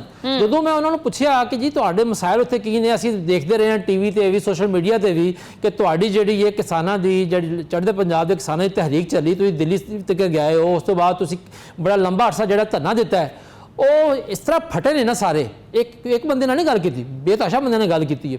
ਉਹ ਕਹਿੰਦੇ ਨੇ ਕਿ ਜੀ ਅਸੀਂ ਆਪਣਾ ਹੱਕ ਲੈਣ ਵਾਸਤੇ ਦਿੱਲੀ ਸਰਕਾਰ ਦੇ ਕੋਲੋਂ ਇhtਜਾਜ ਕੀਤਾ ਸੀਗਾ, ਜਿਹੜੇ ਸਾਡੇ ਮੁਤਾਲਬਾਤ ਸਨ ਬਿਲਕੁਲ ਜਾਇਜ਼ ਸਨ, ਕਿਉਂਕਿ ਚੜ੍ਹਦਾ ਪੰਜਾਬ ਜਿਹੜਾ ਜ਼ਰੀਆ ਮਾਸ਼ ਹੈ, ਰੋਜ਼ੀ ਰੋਟੀ ਹੈ, ਉਹ ਖੇਤੀਬਾੜੀ ਹੈ, ਠੀਕ ਹੈ ਨਾ, ਵਾਈ ਬੀਜੀ ਹੈ। ਤੇ ਕਹਿੰਦੇ ਅਸੀਂ ਪਹਿਲੇ ਸਾਡੇ ਜਿਹੜੇ ਲੀਡਰ ਨੇ ਉਹਨਾਂ ਨੇ ਜਾ ਕੇ ਦਿੱਲੀ ਗੱਲ ਕੀਤੀ, ਉਸ ਵੇਲੇ ਕੋਈ ਸੁਣਵਾਈ ਨਹੀਂ ਹੋਈ। ਫਿਰ ਉਸ ਤੋਂ ਬਾਅਦ ਮਜਬੂਰ ਆ ਕਿ ਧਰਨਾ ਦਿੱਤਾ, ਤੇ ਉਲਟਾ ਸਾਡੀ ਗੱਲ ਸੁਣਨ ਤੇ ਉਹਨਾਂ ਨੇ ਸਾਨੂੰ ਗ੍ਰਿਫਤਾਰੀਆਂ ਸ਼ੁਰੂ ਕਰਤੀਆਂ। ਇੱਕ ਬੰਦੇ ਨੇ ਤੇ ਆਪਣੇ ਜਿਸਮ ਤੇ ਨਿਸ਼ਾਨ ਦਿਖਾਇਆ, ਜਿਹੜਾ ਕਹਿੰਦਾ ਹੈ ਕਿ ਜਿਸ ਵੇਲੇ ਅਸੀਂ ਧਰਨਾ ਦਿੱਤਾ ਸੀਗਾ ਤੇ ਸਾਡੇ ਤੇ ਲਾਠੀ ਚਾਰਜ ਹੋਇਆ ਤੇ ਉਹਦੇ ਨਿਸ਼ਾਨ ਜਿਹੜੇ ਮੇਰੇ ਪੱਕੇ ਰਹਿ ਗਏ ਨੇ। ਉਹਨਾਂ ਨੇ ਕਿਹਾ ਜੀ ਸਾਡੇ ਮੁਤਾਲਬਾਤ ਜਿਹੜੇ ਨੇ ਅੱਜ ਵੀ ਦਿੱਲੀ ਸਰਕਾਰ ਨਹੀਂ ਮੰਨਦੀ। ਜਾਂ ਚੜ੍ਹਦੇ ਪੰਜਾਬ ਦਾ ਚੀਫ ਮਿਨਿਸਟਰ ਹੈ, CM ਹੈ, ਉਹ ਆਪਣੀ ਤਕਾਰੀਰ ਦੇ ਵਿੱਚ ਕਈ ਦਫਾ ਕਹਿ ਚੁੱਕਿਆ ਹੈ ਕਿ ਦਿੱਲੀ ਸਰਕਾਰ ਜਿਹੜੀ ਹੈ ਉਹ ਚੜ੍ਹਦੇ ਪੰਜਾਬ ਦੇ ਨਾਲ ਕੋਈ ਚੰਗਾ ਸਲੂਕ ਨਹੀਂ ਕਰ ਰਹੀ। ਇਸੇ ਤਰ੍ਹਾਂ ਲੋਕਾਂ ਦਾ ਇਹ ਕਹਿਣਾ ਸੀਗਾ ਕਿ ਜਦੋਂ ਹੜ੍ਹ ਆਇਆ ਹੈ ਪਾਕਿਸਤਾਨ 'ਚ ਵੀ, ਇੰਡੀਆ 'ਚ ਵੀ, ਤੇ ਜਿਹੜੇ ਇਲਾਕੇ ਜਿਹੜੇ ਹੈ ਚੜ੍ਹਦੇ ਪੰਜਾਬ ਦੇ ਜਿਹੜੇ ਸਾਡੇ ਨਾਲ ਬਾਰਡਰ ਦੇ ਲੱਗਦੇ ਨੇ, ਉਹ ਕਹਿੰਦੇ ਨੇ ਕਿ ਸਾਨੂੰ ਸਿੱਖ ਬਰਾਦਰੀ, ਸਿੱਖਾਂ ਦੇ ਇਲਾਕੇ ਜਿਹੜੇ ਨੇ ਉਹ ਜ਼ਿਆਦਾ ਡੁੱਬੇ, ਤੇ ਸਾਡੇ ਨਜ਼ਦੀਕੀ ਇਲਾਕਿਆਂ ਦੇ ਮੁਸਲਮਾਨਾਂ ਨੇ ਆ ਕੇ ਸਾਡੀ ਮਦਦ ਕੀਤੀ, ਸਾਨੂੰ ਰੋਟੀ ਦਿੱਤੀ, ਸਾਨੂੰ ਪਾਣੀ ਦਿੱਤਾ, ਸਾਡੀ ਮਦਦ ਕੀਤੀ। ਈਵਨ ਹੱਤਾਂ ਕਿ ਇੱਥੇ ਤੱਕ ਕਿ ਉਹਨਾਂ ਨੇ ਆਪਣੇ ਟਰੈਕਟਰ ਟਰਾਲੀਆਂ ਲਿਆ ਕੇ ਸਾਨੂੰ ਆਪਣੀ ਫਸਲਾਂ ਦੁਬਾਰਾ ਕਾਸ਼ਤ ਕਰਨ ਨੂੰ, ਜ਼ਮੀਨਾਂ ਨੂੰ ਦੁਬਾਰਾ ਜਿਹੜਾ ਹੈ ਉਹ ਬਰਾਬਰ ਕਰਨ ਦੇ ਵਾਸਤੇ ਸਾਡੀ ਮਦਦ ਕੀਤੀ ਹੈ। ਉਹ ਕਹਿੰਦੇ ਇਸ ਗੱਲ ਦਾ ਵੀ ਜਿਹੜਾ ਹੈ ਉਹ ਉੱਥੋਂ ਦੀ ਜਿਹੜੀ ਭਾਰਤੀ ਸਰਕਾਰ ਹੈ ਉਹਨੂੰ ਗੁੱਸਾ ਹੈ, ਔਰ ਉਹਦਾ ਗੁੱਸੇ ਦਾ ਜਿਹੜਾ ਗੁੱਸਾ ਸਾਰਾ ਹੈ ਉਹ ਸਾਡੇ ਉੱਤੇ। ਉਹ ਚੀਜ਼ਾਂ ਮਤਲਬ ਕਿ ਆਸਿਫ ਸਾਹਿਬ ਉਹ ਇੱਧਰ ਪਾਕਿਸਤਾਨ ਦੇ ਵਿੱਚ ਵੀ ਆਪਣੇ ਮਸਲੇ, ਇਹ ਜਿਹੜੇ ਘਰ ਦੇ ਮਸਲੇ ਨਾ ਇਹ ਚੱਲਦੇ ਹੀ ਰਹਿੰਦੇ ਆ ਵੈਸੇ। ਉਹ ਤਾਂ ਜਦੋਂ ਸਲਾਬ ਦੀ ਸੂਰਤ ਹਾਲ ਸੀ ਤੇ ਖਾਲਸਾ ਏਡ ਦੀ ਤਰਫੋਂ ਵੀ ਜਿਹੜਾ ਨਾ ਉਹ ਕਾਫੀ ਇਮਦਾਦ ਜਿਹੜੀ ਉਹ ਭੇਜੀ ਗਈ ਹੈ ਜਿਹੜੇ ਪਾਕਿਸਤਾਨ ਦੇ ਸਲਾਬੀ ਇਲਾਕੇ ਸੀ ਉਹਨਾਂ ਦੇ ਵਿੱਚ। ਮੈਂ ਨਾ ਇੱਕ ਚੀਜ਼ ਤੁਹਾਡੀਆਂ ਗੱਲਾਂ ਵਿੱਚ ਮੈਂ ਨੋਟਿਸ ਕੀਤੀ ਹੈ, ਮੈਨੂੰ ਇਹ ਦੱਸੋ ਕਿ ਜਦੋਂ ਤੁਹਾਡਾ ਮਿਲਣਾ ਹੋਇਆ ਵੈਸੇ ਤੁਹਾਨੂੰ ਬਜ਼ਾਤੇ ਖੁਦ ਮਿਲ ਕੇ ਆਪਣਾਈਅਤ ਲੱਗੀ, ਅੱਛਾ ਮਹਿਸੂਸ ਹੋਇਆ ਤੁਹਾਨੂੰ ਕਿਦਾਂ ਦਾ, ਤੁਹਾਡੇ ਜਜ਼ਬਾਤ ਕਿਦਾਂ ਦੇ ਸੀ ਉਸ ਟਾਈਮ ਜਦੋਂ ਉਹ ਯਾਤਰੀ ਆ ਰਹੇ ਸੀ? ਬਿਲਕੁਲ ਆਇਆ। ਉਹਦੀ ਵਜ੍ਹਾ ਕਾਫੀ ਅਰਸੇ ਬਾਅਦ ਜਿਹੜਾ ਹੈ ਸਿੱਖ ਯਾਤਰੀਆਂ ਨਾਲ ਮੁਲਾਕਾਤ ਹੋਈ ਸੀ, ਉਹਨਾਂ ਦੇ ਵਿੱਚ ਉਹੀ ਜੋਸ਼, ਉਹੀ ਮਿਠਾਸ, ਉਹੀ ਪਿਆਰ, ਔਰ ਜਿਹਨੂੰ ਅਸੀਂ ਨਹੀਂ ਵੀ ਮਿਲ ਰਹੇ ਸੀਗੇ, ਅਸੀਂ ਕਿਸੇ ਹੋਰ ਦਾ ਇੰਟਰਵਿਊ ਕਰ ਰਹੇ ਸੀਗੇ ਤੇ ਬਾਕੀ ਲੋਕ ਆਏ ਹੁੰਦੇ ਸਨ, ਯਾ ਬਹੁਤ ਚੰਗੀ ਗੱਲ ਹੈ, ਯਾ ਬਹੁਤ ਚੰਗੀ ਗੱਲ। ਅੱਛਾ, ਫਿਰ ਦੂਸਰੀ ਗੱਲ, ਖਾਸ ਗੱਲ ਜਿਹੜੀ ਸਾਡੇ ਚੈਨਲ ਦੇ ਹਵਾਲੇ ਦੇ ਨਾਲ ਵੀ ਹੈ ਕਿ ਜਦੋਂ ਉਹ ਨਾ ਪੜ੍ਹਦੇ ਸਨ ਤੇ ਉਹ ਪੁੱਛਦੇ ਸਨ ਕਿਉਂ ਜੀ ਇਹ ਪੰਜਾਬੀ ਚੈਨਲ ਹੈ ਤੇ ਅਸੀਂ ਉਹਨੂੰ ਦੱਸਦੇ ਸੀਗੇ ਜੀ ਇਹ ਪਾਕਿਸਤਾਨ ਦਾ ਪਹਿਲਾ ਸੈਟੇਲਾਈਟ ਪੰਜਾਬੀ ਚੈਨਲ ਹੈ ਜਿਹੜਾ ਕਿ ਬੜਾ ਅਸੀਂ ਸ਼ੁਰੂ ਕੀਤਾ ਹੈ ਤੇ ਉਹ ਬੜੇ ਖੁਸ਼ ਹੁੰਦੇ ਸੀ ਕਹਿੰਦੇ ਯਾਰ ਚੰਗੀ ਗੱਲ ਹੈ ਕਿ ਚਲੋ ਆਪਣੀ ਮਾਂ ਬੋਲੀ ਦੇ ਵਿੱਚ ਜਿਹੜਾ ਹੈ ਸਾਨੂੰ ਜਿਹੜੀਆਂ ਖਬਰਾਂ ਵੀ ਮਿਲਣਗੀਆਂ ਦੋਨੋਂ ਪਾਸੇ ਦੀਆਂ ਸਾਨੂੰ ਪਾਕਿਸਤਾਨ ਦੇ ਬਾਰੇ ਵੀ ਖਬਰ ਰਹੇਗੀ ਫਿਰ ਸਭ ਤੋਂ ਅੱਛੀ ਗੱਲ ਇਹ ਆ ਕਿ ਚਲੋ ਮਾਂ ਬੋਲੀ ਇੱਕ ਹੈ। ਅੱਛਾ ਇੱਕ ਚੀਜ਼ ਮੈਂ ਦੱਸਣਾ ਚਾਹਾਂਗਾ ਸ਼ਮਾਲਾ ਜੀ ਕਿ ਉੱਥੇ ਨਾ ਬਹੁਤ ਸਾਰੇ ਲੋਕਾਂ ਦਾ ਦੇਖੋ ਦੋਨਾਂ ਹਕੂਮਤਾਂ ਦੇ ਹਵਾਲੇ ਦੇ ਨਾਲ ਉਹਦੇ ਆਪਣੇ ਜ਼ਾਹਿਰ ਰਾਏ ਆ। ਇੱਕ ਗੱਲ ਜਿਹੜੀ ਉੱਥੇ ਬਹੁਤ ਜ਼ਿਆਦਾ ਹੋਈ ਜਿਹਦੇ ਉੱਤੇ ਮੈਂ ਸਵਾਲ ਵੀ ਕੀਤਾ ਸੀਗਾ ਜਿਹੜੇ ਸਾਡੇ ਸੂਬਾਈ ਵਜ਼ੀਰ ਨੇ ਇਨਸਾਨੀ ਹਕੂਕ ਦੇ ਸਰਦਾਰ ਰਮੇਸ਼ ਸਿੰਘ ਅਰੋੜਾ ਸਾਹਿਬ, ਉੱਥੇ ਲੋਕਾਂ ਦਾ ਇਹ ਕਹਿਣਾ ਹੈ ਕਿ ਚੂੰਕਾ 1974 ਜਿਹੜਾ ਮੁਆਹਿਦਾ ਹੋਇਆ ਉਹਦੇ ਤਹਿਤ ਦੋਨੋਂ ਹਕੂਮਤਾਂ ਨੇ ਯਾਤਰੀਆਂ ਦੀ ਇੱਕ ਤਾਦਾਦ ਮੁਕਰਰ ਕਰ ਰੱਖੀ ਹੈ ਔਰ ਪਾਕਿਸਤਾਨ ਨੂੰ ਕੋਈ ਇਤਰਾਜ਼ ਨਹੀਂ ਹੈ ਤਾਦਾਦ ਵਧਾਉਣ ਦੇ ਉੱਤੇ, ਬਲਕਿ ਉੱਥੇ ਜਿਹੜੇ ਸਾਡੇ ਅਫਸਰ ਬੈਠੇ ਸਨ ਉਹਨਾਂ ਨੇ ਸਾਨੂੰ ਗੱਲ ਦੱਸੀ ਕਿ ਸਾਨੂੰ ਕੱਲ ਜਿਹੜਾ ਹੈ ਪਾਕਿਸਤਾਨੀ ਹਾਈ ਕਮਿਸ਼ਨ ਨੂੰ ਉੱਥੇ 500 ਦਰਖਾਸਤ ਮਸੂਲ ਹੋਈ ਹੈ ਔਰ ਅਸੀਂ 24 ਘੰਟਿਆਂ ਦੇ ਵਿੱਚ ਜਿਹੜੀ ਉਹਦੇ 400 ਦਰਖਾਸਤ ਜਿਹੜੀ ਵੀਜ਼ਾ ਦੀ ਹੈ ਮਨਜ਼ੂਰ ਕੀਤੀ ਹੈ। ਠੀਕ ਹੈ ਨਾ ਜੀ। ਉਹ ਕਹਿੰਦੇ ਸਾਨੂੰ ਤੇ ਕੋਈ ਇਤਰਾਜ਼ ਨਹੀਂ ਹੈ ਪਰ ਗੱਲ ਇਹ ਹੈ ਕਿ ਜਿਹੜੀ ਭਾਰਤੀ ਸਰਕਾਰ ਹੈ ਉਸ ਦੀ ਹੁਕੂਮਤ ਹੈ ਉਹ ਨਹੀਂ ਮੰਨਦੀ ਪਈ ਤੇ ਸਿੱਖਾਂ ਯਾਤਰੀਆਂ ਦਾ ਇੱਕ ਬੜਾ ਵੱਡਾ ਮਸਲਾ ਹੈ। ਉਹ ਯਾਨੀ ਜਿਹੜੇ ਸਿੱਖ ਯਾਤਰੀ ਉਧਰੋਂ ਭਾਰਤ ਤੋਂ ਇਧਰ ਪਾਕਿਸਤਾਨ ਆਉਂਦੇ ਆ ਉਹਨਾਂ ਦੀ ਤਾਦਾਦ ਭਾਰਤ ਵੱਲੋਂ ਮਖਸੂਸ ਰੱਖੀ ਗਈ ਹੈ, ਪਾਕਿਸਤਾਨ ਨੂੰ ਤਾਦਾਦ ਦੇ ਉੱਤੇ ਕੋਈ ਮਸਲਾ ਨਹੀਂ ਹੈਗਾ। ਬਿਲਕੁਲ ਜੀ। ਜਿਹੜੀ ਦੋਨੋਂ ਮੁਲਕਾਂ ਦਾ ਜਿਹੜਾ ਸਮਝੌਤਾ ਹੈ ਨਾ ਉਹ ਸੀਗਾ 3000 ਦੇ ਉੱਤੇ, ਲੇਕਿਨ ਪਾਕਿਸਤਾਨ ਨੇ ਪਿਛਲੇ ਸਾਲ ਵੀ 3000 ਤੋਂ ਜ਼ਿਆਦਾ ਵੀਜ਼ੇ ਜਾਰੀ ਕੀਤੇ ਔਰ ਇਸ ਦਫੇ ਵੀ ਕੀਤੇ ਨੇ। ਹੁਣ ਮਸਲਾ ਹੈ ਕਿ ਪਾਕਿਸਤਾਨ ਵੀਜ਼ਾ ਜਾਰੀ ਕਰ ਦਿੰਦਾ ਹੈ ਲੇਕਿਨ ਉੱਥੇ ਫਿਰ ਜਿਹੜੇ ਹਕੂਮਤ ਹੈ ਦਿੱਲੀ ਸਰਕਾਰ ਹੈ ਉਹ ਕਿਸੇ ਨਾ ਕਿਸੇ ਬਹਾਨੇ ਨਾਲ ਬਹੁਤ ਸਾਰੇ ਬੰਦੇ ਰੋਕ ਲੈਂਦੀ ਹੈ। ਅੱਛਾ ਆ ਸਿੱਖ ਯਾਤਰੀਆਂ ਦੇ ਨਾ ਇੱਕ ਬੜੀ ਅੱਛੀ ਗੱਲ ਸੀ ਜੇ ਤੁਸੀਂ ਵੀ ਆਪਣੇ ਇੰਟਰੋ 'ਚ ਕਹੀਏ ਕਿ ਸਿੱਖਾਂ ਦਾ ਤੇ ਪੰਜਾਬ ਦਾ ਬੜਾ ਤਲਕ ਹੈ। ਉਹ ਕਹਿੰਦੇ ਨੇ ਕਿ ਜਿਹੜਾ ਸਿੱਖ ਮਜ਼ਹਬ ਹੈ ਉਹਨੇ ਜਨਮ ਲਿਆ ਵਾ ਪੰਜਾਬ ਦੀ ਜ਼ਮੀਨ ਦੇ ਉੱਤੋਂ। ਠੀਕ ਹੈ ਨਾ ਜੀ। ਉਹ ਕਹਿੰਦੇ ਜਿਸ ਤਰ੍ਹਾਂ ਤੁਹਾਡੇ ਮੁਸਲਮਾਨਾਂ ਵਾਸਤੇ ਮੱਕਾ ਮਦੀਨਾ ਹੈ ਸਾਡੇ ਵਾਸਤੇ ਜਿਹੜਾ ਨਨਕਾਣਾ ਸਾਹਿਬ ਹੈ ਕਰਤਾਰਪੁਰ ਹੈ। ਠੀਕ ਹੈ ਨਾ। ਇਹ ਸਾਡੀ ਇਹ ਗੱਲ ਵੀ ਠੀਕ ਹੈ ਉਹਨਾਂ ਦੀ ਤੇ ਉਹ ਬੜੇ ਜਜ਼ਬਾਤੀ ਨੇ ਔਰ ਆਪਣੇ ਗੁਰਦੁਆਰੇ ਨਾਲ ਸਭ ਤੋਂ ਅੱਛਾ ਵੈਸੇ ਰਿਜ਼ਵਾਨ ਸਾਹਿਬ ਇੱਕ ਚੀਜ਼ ਹੈ ਵੈਸੇ ਆਪਾਂ ਨੂੰ ਇਹ ਚੀਜ਼ ਨੋਟਿਸ ਕਦੀ ਆਪਾਂ ਸ਼ਾਇਦ ਕੋਈ ਲੋਕ ਕਰਦੇ ਵੀ ਹੋਣ ਵੈਸੇ ਜਿਹੜਾ ਆਪਰੇਸ਼ਨ ਸੰਦੂਰ ਜਿਹੜਾ ਭਾਰਤ ਨੇ ਸ਼ੁਰੂ ਕੀਤਾ ਸੀ ਇਹਦੇ ਕਰਕੇ ਦੇਖੋ ਜਿਹੜੀਆਂ ਸਿੱਖਾਂ ਦੀ ਮਜ਼ਹਬੀ ਰਸੂਮਾਤ ਸੀ ਨਾ ਉਹ ਬੜੀਆਂ ਮੁਤਾਸਰ ਹੋਈਆਂ। ਕਰਤਾਰਪੁਰ ਰਾਹਦਾਰੀ ਜਿਹੜੀ ਹੈ ਨਾ ਉਹਦੇ ਕਰਕੇ ਅਕਸਰ ਸਿੱਖ ਯਾਤਰੀ ਜਿਹੜੇ ਉਹ ਸਵੇਰ ਦੇ ਟਾਈਮ ਆਉਂਦੇ ਸੀ ਸ਼ਾਮ ਨੂੰ ਵਾਪਸ ਚਲੇ ਜਾਂਦੇ ਸੀ ਉਹ ਰਾਹਦਾਰੀ ਵੀ ਇੰਡੀਆ ਵੱਲੋਂ ਜਿਹੜਾ ਬੰਦ ਕੀਤੀ ਗਈ। ਯਾਨੀ ਭਾਰਤ ਨੇ ਹਮੇਸ਼ਾ ਮਜ਼ਹਬ ਨੂੰ ਵੀ ਟਾਰਗੇਟ ਕੀਤਾ ਹੈ। ਬਿਲਕੁਲ ਸਹੀ ਕਹਿ ਰਹੇ ਹੋ ਤੁਸੀਂ ਔਰ ਇਸ ਗੱਲ ਦਾ ਜਿਹੜਾ ਅਹਿਸਾਸ ਹੈ ਉਹ ਸਿੱਖ ਕਮਿਊਨਿਟੀ ਨੂੰ ਹੈ। ਸਿੱਖਾਂ ਨੂੰ ਇਸ ਗੱਲ ਦਾ ਅਹਿਸਾਸ ਹੈ ਕਿ ਅਸੀਂ ਜਿਹੜੇ ਹਾਂ ਟਾਰਗੇਟ ਕੀਤੇ ਜਾ ਰਹੇ ਹਾਂ। ਅੱਜ ਇੰਟਰਵਿਊ ਦੇ ਵਿੱਚ ਬਹੁਤ ਸਾਰੀ ਗੱਲਾਂ ਹੋਈਆਂ ਨੇ ਈਵਨ ਕਿ ਜਿਹੜੇ ਉਹਨਾਂ ਦੇ ਅਕਾਲੀ ਦਲ ਸਾਹਿਬ ਦੇ ਜਥੇਦਾਰ ਨੇ ਜਿਹੜੇ ਕਿ ਸਾਰੇ ਡੈਲੀਗੇਸ਼ਨ ਦੇ ਉਹਨਾਂ ਦੇ ਇੰਚਾਰਜ ਨੇ ਉਹਨਾਂ ਨਾਲ ਸਾਡੀ ਗੁਫ਼ਤਗੂ ਹੋਈ ਹੈ। ਉਹਨਾਂ ਨੇ ਵੀ ਇਹ ਗੱਲ ਕਹੀ ਹੈ ਕਿ ਸਿੱਖ ਬਰਾਦਰੀ ਜਿਹੜੀ ਹੈ ਉਹ ਹਮੇਸ਼ਾ ਇਹ ਕਹਿੰਦੀ ਹੈ ਕਿ ਪਾਕਿਸਤਾਨ ਤੇ ਇੰਡੀਆ ਦੇ ਵਿੱਚ ਅਮਨ ਹੋਣਾ ਚਾਹੀਦਾ ਹੈ। ਉਹਦੀ ਵਜ੍ਹਾ ਇਹ ਆ ਕਿ ਸਾਡੇ ਜਿਹੜੇ ਪਵਿੱਤਰ ਜਨਮ ਸਥਾਨ ਨੇ ਬਾਕੀ ਜਗ੍ਹਾ ਨੇ ਉਹ ਇੱਥੇ ਨੇ ਪੰਜਾਬ 'ਚ ਨੇ ਤੇ ਜਦੋਂ ਬਾਰਡਰ ਬੰਦ ਹੋ ਜਾਂਦਾ ਜਾਂ ਕਸ਼ੀਦਗੀ ਹੋ ਜਾਂਦੀ ਹੈ ਤੇ ਸਾਨੂੰ ਆਪਣੀ ਮਜ਼ਹਬੀ ਰਸੂਮਾਤ ਵਾਸਤੇ ਆਉਣ 'ਚ ਬੜੀ ਦਿੱਕਤ ਹੁੰਦੀ ਹੈ। ਉਹਨਾਂ ਦਾ ਇਹ ਕਹਿਣਾ ਜਥੇਦਾਰ ਸਾਹਿਬ ਦਾ ਇਹ ਕਹਿਣਾ ਸੀਗਾ ਕਿ ਗੱਲ ਇਹ ਆ ਕਿ ਪਾਕਿਸਤਾਨ ਤੇ ਕਰ ਰਿਹਾ ਹੈ ਲੇਕਿਨ ਭਾਰਤ ਨੂੰ ਵੀ ਚਾਹੀਦਾ ਕਿ ਥੋੜਾ ਜਿਹਾ ਅਮਨ ਵਾਲੇ ਪਾਸੇ ਆਵੇ ਥੋੜਾ ਜਿਹਾ ਬੈਠੇ ਸੋਚੇ ਕੀ ਕਰੇ। ਉਹਦੀ ਵਜ੍ਹਾ ਕਿ ਸਿਰਫ ਭਾਰਤ ਦੀ ਸਰਕਾਰ ਨਹੀਂ ਹੈ। ਨਹੀਂ ਤੁਹਾਨੂੰ ਲੱਗਦਾ ਹੈ ਕਿ ਉਹ ਇੰਨੇ ਪੂਰੇ ਉਮੀਦ ਸੀ ਵੈਸੇ ਸਿੱਖ ਯਾਤਰੀ ਕਿ ਉਹਨਾਂ ਦਾ ਦਿਲ ਮੰਨਦਾ ਪਿਆ ਸੀ ਕਿ ਜਿਹੜਾ ਇਹ ਮੋਦੀ ਹੈਗਾ ਹੈ ਇਹ ਕੋਈ ਅਮਨ ਦਾ ਪੈਗਾਮ ਜਾਰੀ ਕਰੇਗਾ? ਮੈਂ ਹੁਣ ਤੁਹਾਨੂੰ ਕੀ ਦੱਸਾਂ ਸ਼ਮਾਲਾ ਜੀ ਕਿ ਉੱਥੇ ਇੰਟਰਵਿਊਜ਼ ਦੇ ਵਿੱਚ ਲੋਕਾਂ ਨੇ ਬਕਾਇਦਾ ਇਹ ਲਫ਼ਜ਼ ਜਿਹੜਾ ਤੁਸੀਂ ਇਸਤੇਮਾਲ ਕੀਤਾ ਨਾ ਮੋਦੀ ਸਰਕਾਰ, ਇਹ ਮੋਦੀ ਸਰਕਾਰ ਦਾ ਲਫ਼ਜ਼ ਇਸਤੇਮਾਲ ਕਰਕੇ ਆਪਣੇ ਦਿਲ ਦੀ ਭੜਾਸ ਕੱਢੀ ਉਹਨਾਂ ਨੇ।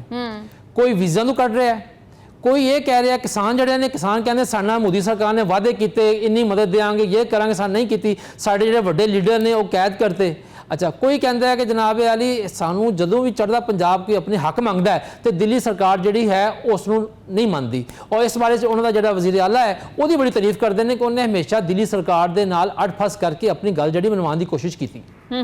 ਤੇ ਇਹ ਸਾਰੀ ਸੂਰਤ ਹਾਲ ਹੈ ਔਰ ਲੱਗਦਾ ਇੰਝ ਹੈ ਕਿ ਜਿਹੜੇ ਚੜ੍ਹਦੇ ਪੰਜਾਬ ਦੀ ਸਿੱਖ ਬਰਾਦਰੀ ਹੈ ਜਾਂ ਪੂਰੇ ਦੁਨੀਆ ਦੇ ਵਿੱਚ ਜਿਹੜੇ ਸਿੱਖ ਨੇ ਸਾਡੇ ਉਹ ਦਿੱਲੀ ਸਰਕਾਰ ਦੇ ਫੈਸਲਿਆਂ ਤੋਂ ਉਹਨਾਂ ਦੀ ਹਰਕਤਾਂ ਤੋਂ ਬੜੇ ਤੰਗ ਆਏ ਹੋਏ ਨੇ। ਬੜੇ ਤੰਗ ਹੈ। ਵੈਸੇ ਤੁਸੀਂ ਕੁਐਸਚਨ ਨਹੀਂ ਕੀਤਾ ਉਹਨਾਂ ਦੇ ਕੋਲੋਂ ਕਿ ਆਪਣੇ ਪ੍ਰੋਗਰਾਮ ਦੇ ਵਿੱਚ ਕਿ ਜਿਹੜਾ ਆਪਰੇਸ਼ਨ ਸੰਦੂਰ ਹੋਇਆ ਸੀ ਉਹਦੇ ਵਿੱਚ ਸਹੀ ਖੜਕਾਇਆ ਇਹਨਾਂ ਨੂੰ ਮੋਦੀ ਸਰਕਾਰ ਨੂੰ ਕਿ ਨਹੀਂ? ਦੇਖੋ ਮੈਂ ਸਵਾਲ ਕੀਤਾ ਲੇਕਿਨ ਜ਼ਾਹਿਰੀ ਗੱਲ ਹੈ ਉਹ ਆਪਣੇ ਮੁਲਕ ਦਾ ਕਰਕੇ ਸਾਥ ਦਿੰਦੇ ਵੈਸੇ ਸਾਥ ਦਿੰਦੇ ਲੇਕਿਨ ਜਦੋਂ ਕੈਮਰਾ ਬੰਦ ਹੁੰਦਾ ਸੀ ਤੇ ਉਸ ਵੇਲੇ ਕਹਿੰਦੇ ਸਨ ਕਿ ਤੁਸੀਂ ਜਿਹੜਾ ਨਾ ਧੋਤਾ ਸਹੀ ਹੈ ਪੂਰਾ ਧੋਇਆ ਤੁਸੀਂ ਕਹਿੰਦੇ ਪੂਰਾ ਧੋਇਆ ਤੁਸੀਂ ਠੀਕ ਹੈ ਨਾ ਜੀ।